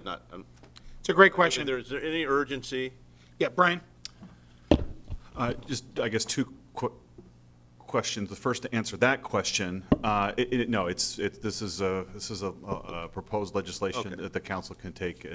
It's, yes, at your timetable. The second is that, just for the sake of staff that's going to be taking this back to committee, if there's anything that we could, additionally, we could get in the motion that they could then take back to staff and the committee that is more refined direction for staff to look at, rather than just kick back to committee. You know what I want, what I would ask as for staff is to add Tanya to the mix for this desk. Tanya, can you be there at the committee and provide an economic development perspective on this? Because that's really what we're talking about. The key thing is, from my perspective, is placemaking.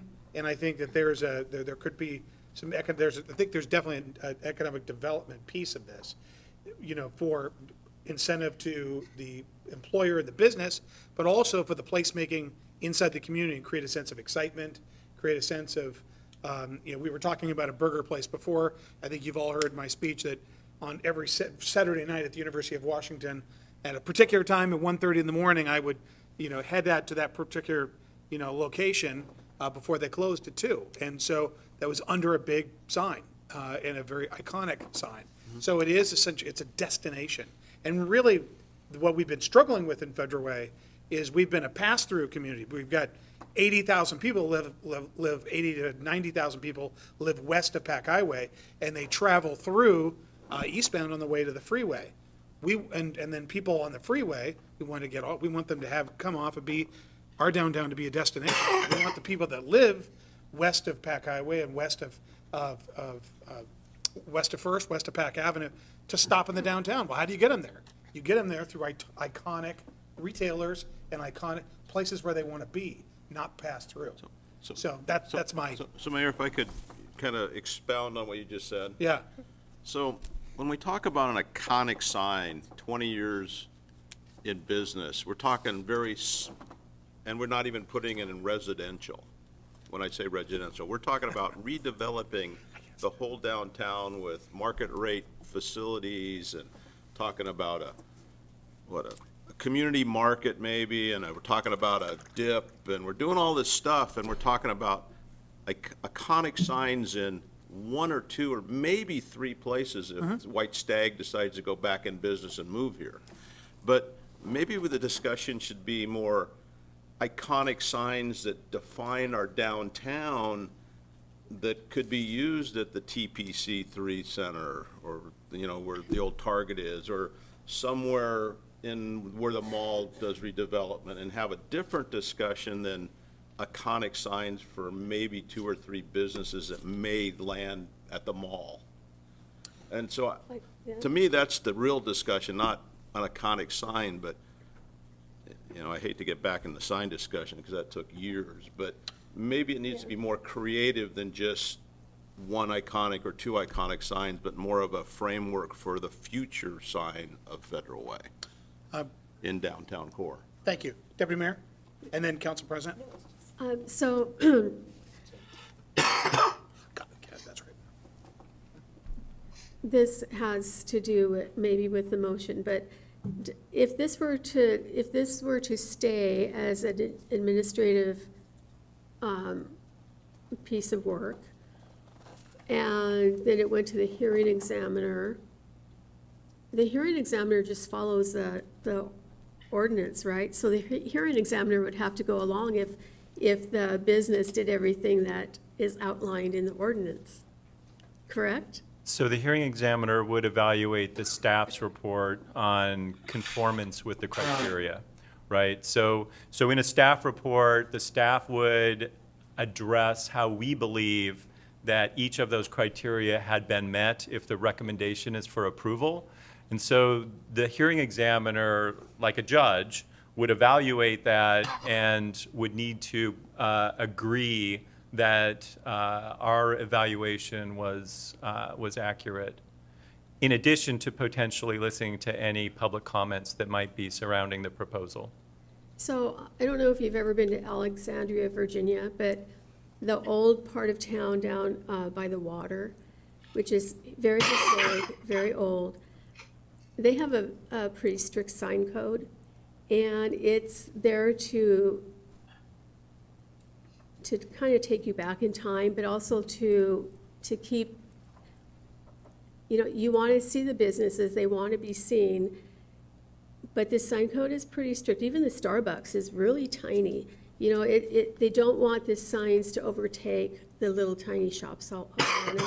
And I think that as we develop the downtown and we get hopefully some unique stores here and some unique restaurants here, maybe we do need to look at the sign code for the downtown and make it perhaps different than the sign code for the rest of Federal Way, so that it is more unique to this space that we're trying to develop. But I really don't want a sign on a pole. We've tried really hard as a city to get away from some of those things, so. Councilor Walsh. Yeah, I'm generally in favor of this. However, I do think that there should be opportunity for public comment with it, whether that means going to the hearing examiner and public comment before that or what. But I think, excuse me, I do believe that there should be public comment. I remember what Federal Way was like 37 years ago when I moved here, and I mean the sign situation was terrible then. But I think that there is, so we became extremely conservative with the signs. I think there is room for some changes, and if there's if there can be public review of this, I think that this would be appropriate. And also, as Deputy Mayor Honda was saying, I mean, I think that there could be some further enhancements in the sign code as well. What they'd be right offhand, I don't know, but I think that we should be open to it. But we do need to protect the work that was done years ago by previous city councils in changing the sign codes then and making it, getting rid of a lot of the unsightly challenges that we had. But I think that at this point it could be loosened up some in creative ways to, as has been said, to make some of them placemakers and to create create some. My head isn't working very well right now. It's too much stuff in it at the moment. So, but anyway, that's enough said there. Thank you. Got it. All right, thank you, Councilmember. Okay, so the motion, and so that's something, the motion has been made to send this back to committee. There's been a second, there's been discussion, and then the direction or the suggestion by one of the council members is, by several council members, is to add a public input process to any decision that's been made. And any other questions can be suggestions or questions. And we're also going to have Sonia at the committee meeting. And Sonia, Tanya.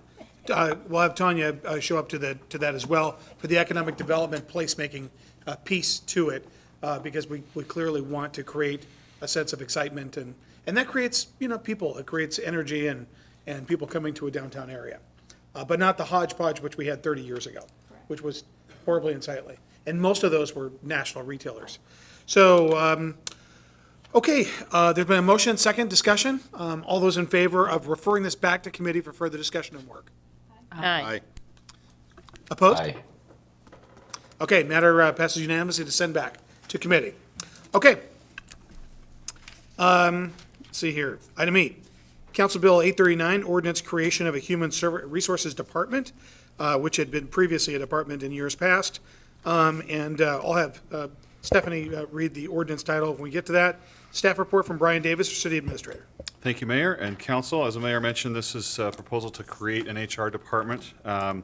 This is to get us in line with many of the other cities similar of our population size and workforce. As mentioned in the memo, the Human Resources Division, it's currently a division, is responsible for the recruitment and selection of job candidates, employee and labor relations, including contract negotiations, classification and compensation, employee recognition and reward, employee benefits, insurance administration, and retirement plans, training and development, investigations and discipline, workers' compensation, unemployment, leave and disability, safety and wellness in accordance and compliance with state and federal law. The end goal of this is an ordinance, so if you vote for it tonight, it would go on to second reading, at which point the department would be created, and then we would propose that the current Human Resources Manager, Vanessa Audette, would then become, you confirm her as the director. Her, as mentioned in the memo, her current compensation is in line with other HR directors of similar comparables to the City of Federal Way, so there would be no budgetary change with this proposed department creation. So that's what is being proposed. I do want to know, when she suggested this, this was actually something I was planning on doing years ago when I first became mayor, because we used to have a department, when we had budget issues, we constrained it back, and it came into the mayor's office. We had a number of things going on for the past 9 years, so this is something I put on hold. But then Vanessa did suggest it. But when she suggested it, she made it clear that her comparables have been other directors at other cities, and so that she would rejected even any discussion about addressing her salary. So there is no financial impact to this whatsoever. Do we have any? Do we have any questions or comments? Councilmember Asaf-Hadassin? Yeah, I do have a question. I know the IT department, we had, the director was changing last year? Yeah. Or a year prior? Yeah. And I don't know if you've made any consideration to also look at city clerk's office? And let's talk about that and see if that's also a position that we want to consider, and might as well go ahead and do all these changes while, now, and let's just have that discussion, because I'd be in favor of making that consideration for that department. Okay. All right, thank you. Thank you. Deputy Mayor? I was thinking the same thing. I think that if we're going to make this change, it might be worthwhile to look at what other divisions, if that's what we call them, could also become departments. And that the clerk's office comes to my mind. I mean, to me, every person who works for the city of Federal Way is extremely important and does a very important job. But to me, the clerk's office keeps us out of court and legal, and, I mean, they are they have to manage all of the records forever and ever, and I just think it's a super important department, or division. I don't know what you call it, but There have been- I would agree with what Councilmember Sefadossin said. Yeah, there have been, thank you. And this feedback is really important. And this is actually something that has been bandied around and discussed, and we'll take a hard look at it. Okay? Okay, but I thank you for that. I appreciate it. Stephanie thanks you for that. And then they, she does, just like IT. We've got inward-facing departments, we've got outward-facing departments. The clerk's department is actually both of those, and is really sort of a fulcrum point between the public and internally as well. So, thank you for that comment. I refer a lot of people to the clerk's office. As do I. Sorry. As do I. But, if I can't answer something, who knows where an ordinance is and what's in it? It would be the clerk's office. So We'll take a hard look at it. Thank you. I would appreciate that. Okay, absolutely. Okay, Brian, anything else? Okay. Okay, is there any public comment? I don't have anybody signed up, Mayor, no. Okay. Would the city clerk please read the ordinance title? Council Bill 839, ordinance creation of a Human Resources Department, an ordinance of the City of Federal Way, Washington, relating to the creation of a Human Resources Department, amending Federal Way Revised Code 211040, and adding new section 218 to Title II. All right. Council President Kuchma. I move to forward the proposed ordinance to the January 17, 2023 regular council meeting for second reading and enactment. Second. Been a motion and a second. Is there any further discussion? Yeah, question for you then. Yeah.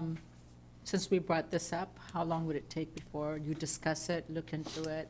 Tomorrow. Oh, Yeah. perfect. I do Thank that. So I don't let moss grow. If I have an idea, I'm going to think about it right away, because what I've learned, and I think we all learn, is if you let something sit, it doesn't get any better with time. Right, okay. Yeah. Thank you. Okay. That'd be helpful. Exactly. Okay. Thank you. Okay. There's been a motion. Second. No further discussion. All those in favor? Aye. And a cough. Opposed? All right, it's unanimous. Thank you, Brian. All right, we are on to council reports. Councilmember Sefadossin. It's good to be back. I hope we all had a wonderful end of 2022, and I look forward to a great 2023 for the council, for our city, and our communities and everybody who's involved. I'm actually looking forward to a great year, so. Awesome. That's it. Thank you. Thank you. Okay, Councilmember Norton.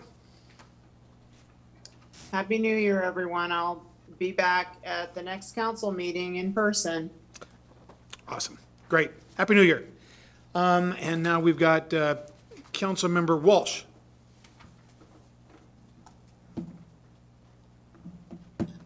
Happy New Year, and I will say that's enough since I would just be coughing the rest of the time. So anyway, thank you. Good meeting.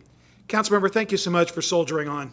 Appreciate it. We know you're not feeling well, and it's the hour's getting late, so thank you for appearing and working through it. We appreciate it. Okay, Councilmember Dovey. Well, I think Happy New Year is what everybody's talking about, but I'm glad that we're here, and it's exciting to have the changes and the new people that are joining your staff, Mayor, and I look forward to working with everybody. So thank you for a great meeting. Very good. Thank you very much. Okay, Deputy Mayor. Oh, thank you. So I want to start off with saying thank you to the staff who is out there in the snow, in the ice, keeping our roads safe, because that ice storm was something I never want to have happen again. My dog slid across my patio, and then I had one dog, little guy, who decided he didn't want to come in the house because he didn't want to slide into the house. So it was pretty dangerous, and it was pretty scary, and I'd just like to thank the staff, and thank you, EJ, for your department for going out there, for the police for being out there, And the fire folks, I can't even imagine what it was like trying to travel on the streets in the beginning of that. So thank you very, very much.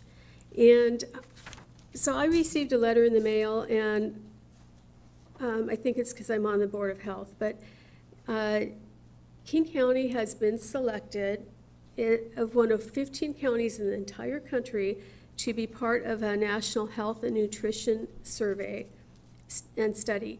And Federal Way residents may or may not get a letter inviting them to participate in this.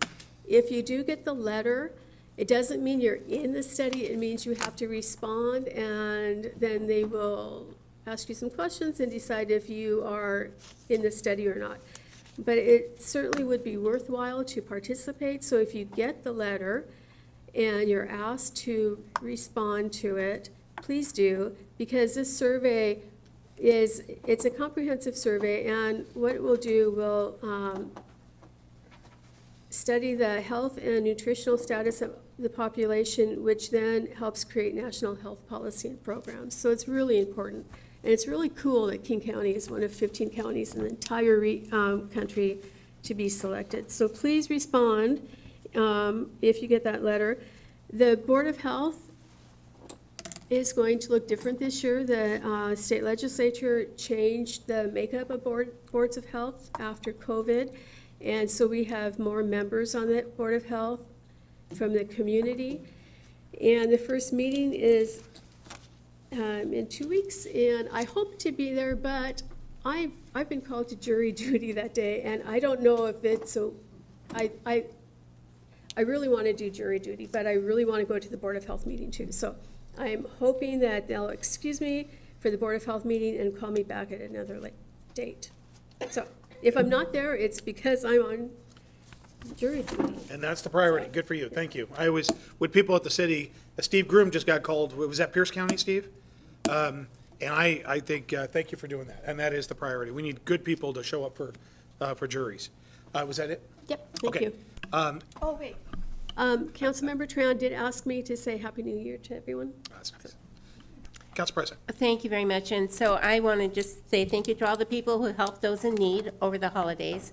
And I know we got to thank you from the Multi-Service Center for the $5,000 that the city sent to them. So thank you very much, Mayor. And thank you to Amy for all of the gifts that you sent over to the Avalon, I believe, nursing home. So thank you for that. And moving forward, I just want to say thank you to our staff. We've had a difficult holiday season because of the snow and ice, but also because of, we do have the homeless in our community and the other issues we're dealing with. And so thank you. It's difficult things for our police officers to deal with. But I want to say Happy New Year to everybody. And the last thing I want to say is I want to praise our council and our staff. You can tell that we don't always agree on everything, but we always discuss issues very respectfully. And sometimes we get a little heated in our discussions, but we always come out very respectful in the end, including Councilmember Walsh and Councilmember Norton. And Councilmember Tran is not here this evening. So anyway, thank you very much, and I hope we have a wonderful new year and move forward. We have wonderful things in place, we just have to implement them. So thanks to all of you. Great, thank you. And Stephanie, let's find time tomorrow to talk about the clerk's office and possible department. I also want to say thank you very much. We, EJ and John, we need to talk about getting the drivers in here. We're not outside of where certainly they did yeoman's work during the New Year holiday season, but we've got a little bit more. So at some point, we want to bring them in to recognize them. And I got to tell you, you're talking about how slippery it was. So. Did you fall? Oh, epic. If anybody sees Mrs. Farrell, if sees my wife Wendy around, she's got a video of me that she was literally showing to everybody at the Christmas celebration that we went to for Christmas Eve. Because what I didn't realize is, I've got my, I go out to my car and it's out in the driveway. And I've got my coffee, I've got my keys, I've got my garage door opener, and I'm used to snow, I'm used to, I've got a vehicle that can pretty much go anywhere, 4-wheel drive. And I walk out, And I'm telling you, as soon as I hit the driveway, boom, I mean, I just flew. Coffee cup, keys, garage door opener, slid all the way down the driveway. And literally, I look like one of those fawns, newborn fawns, trying to stand up. It took me 5 minutes before I barely stood up. All of this is on camera. And then I literally could not walk over there. I fell over twice. I had to crawl across the driveway to pick up those items that I've talked about. And then I turned around and I realized, now I have to crawl back. That was how thick. The ice was literally on my driveway, at least a couple inches thick, and my car was encased in it. But I want to say this, our officers all got here, our Parks Works people. I couldn't get out of my driveway, but the people who show up for you every day, brave, and my car was encased with ice that took half the day to thaw out. So thank you to that work. And if you see Wendy Farrell, you may want to ask her to show her the video. You know, Mayor, I forgot to thank Fusion and Sarah Bridgeford Yeah. for all of the work they did, because we housed, 20-some Yeah. people during Thank that time? Yeah. So, and that's more than we've housed in the, Yeah, very much more than we've ever housed before, so. ever. Yeah, so people's lives were saved because of that, so. Yeah, the mayor thank you to called me. Sarah. The mayor called me and they were asking, is there anybody in town who's doing, important work or, things? And that's the first thing I said is, you need to talk to David Harrison over at Fusion, because their volunteer to do that has literally saved lives. So I got him in touch with David Harrison, because you're absolutely right. Thank you for bringing that up. They just did a phenomenal job making sure that people survived. Yeah. Maybe we can have them come in. Yeah. Yeah, you're right. Actually, Stephanie, next council meeting, can we add an item to add Fusion? Thank you very much. Yeah, David Harrison at Fusion, and his, whatever team he wants to bring. And Sarah. And Sarah, of course, Sarah. Okay, with that, everybody, thank you for listening to my story. We are adjourned. Bring in multi-service center as well. Yes. The food bank. Yes, It's yes. really important. And the multi-service center, food bank. The food bank.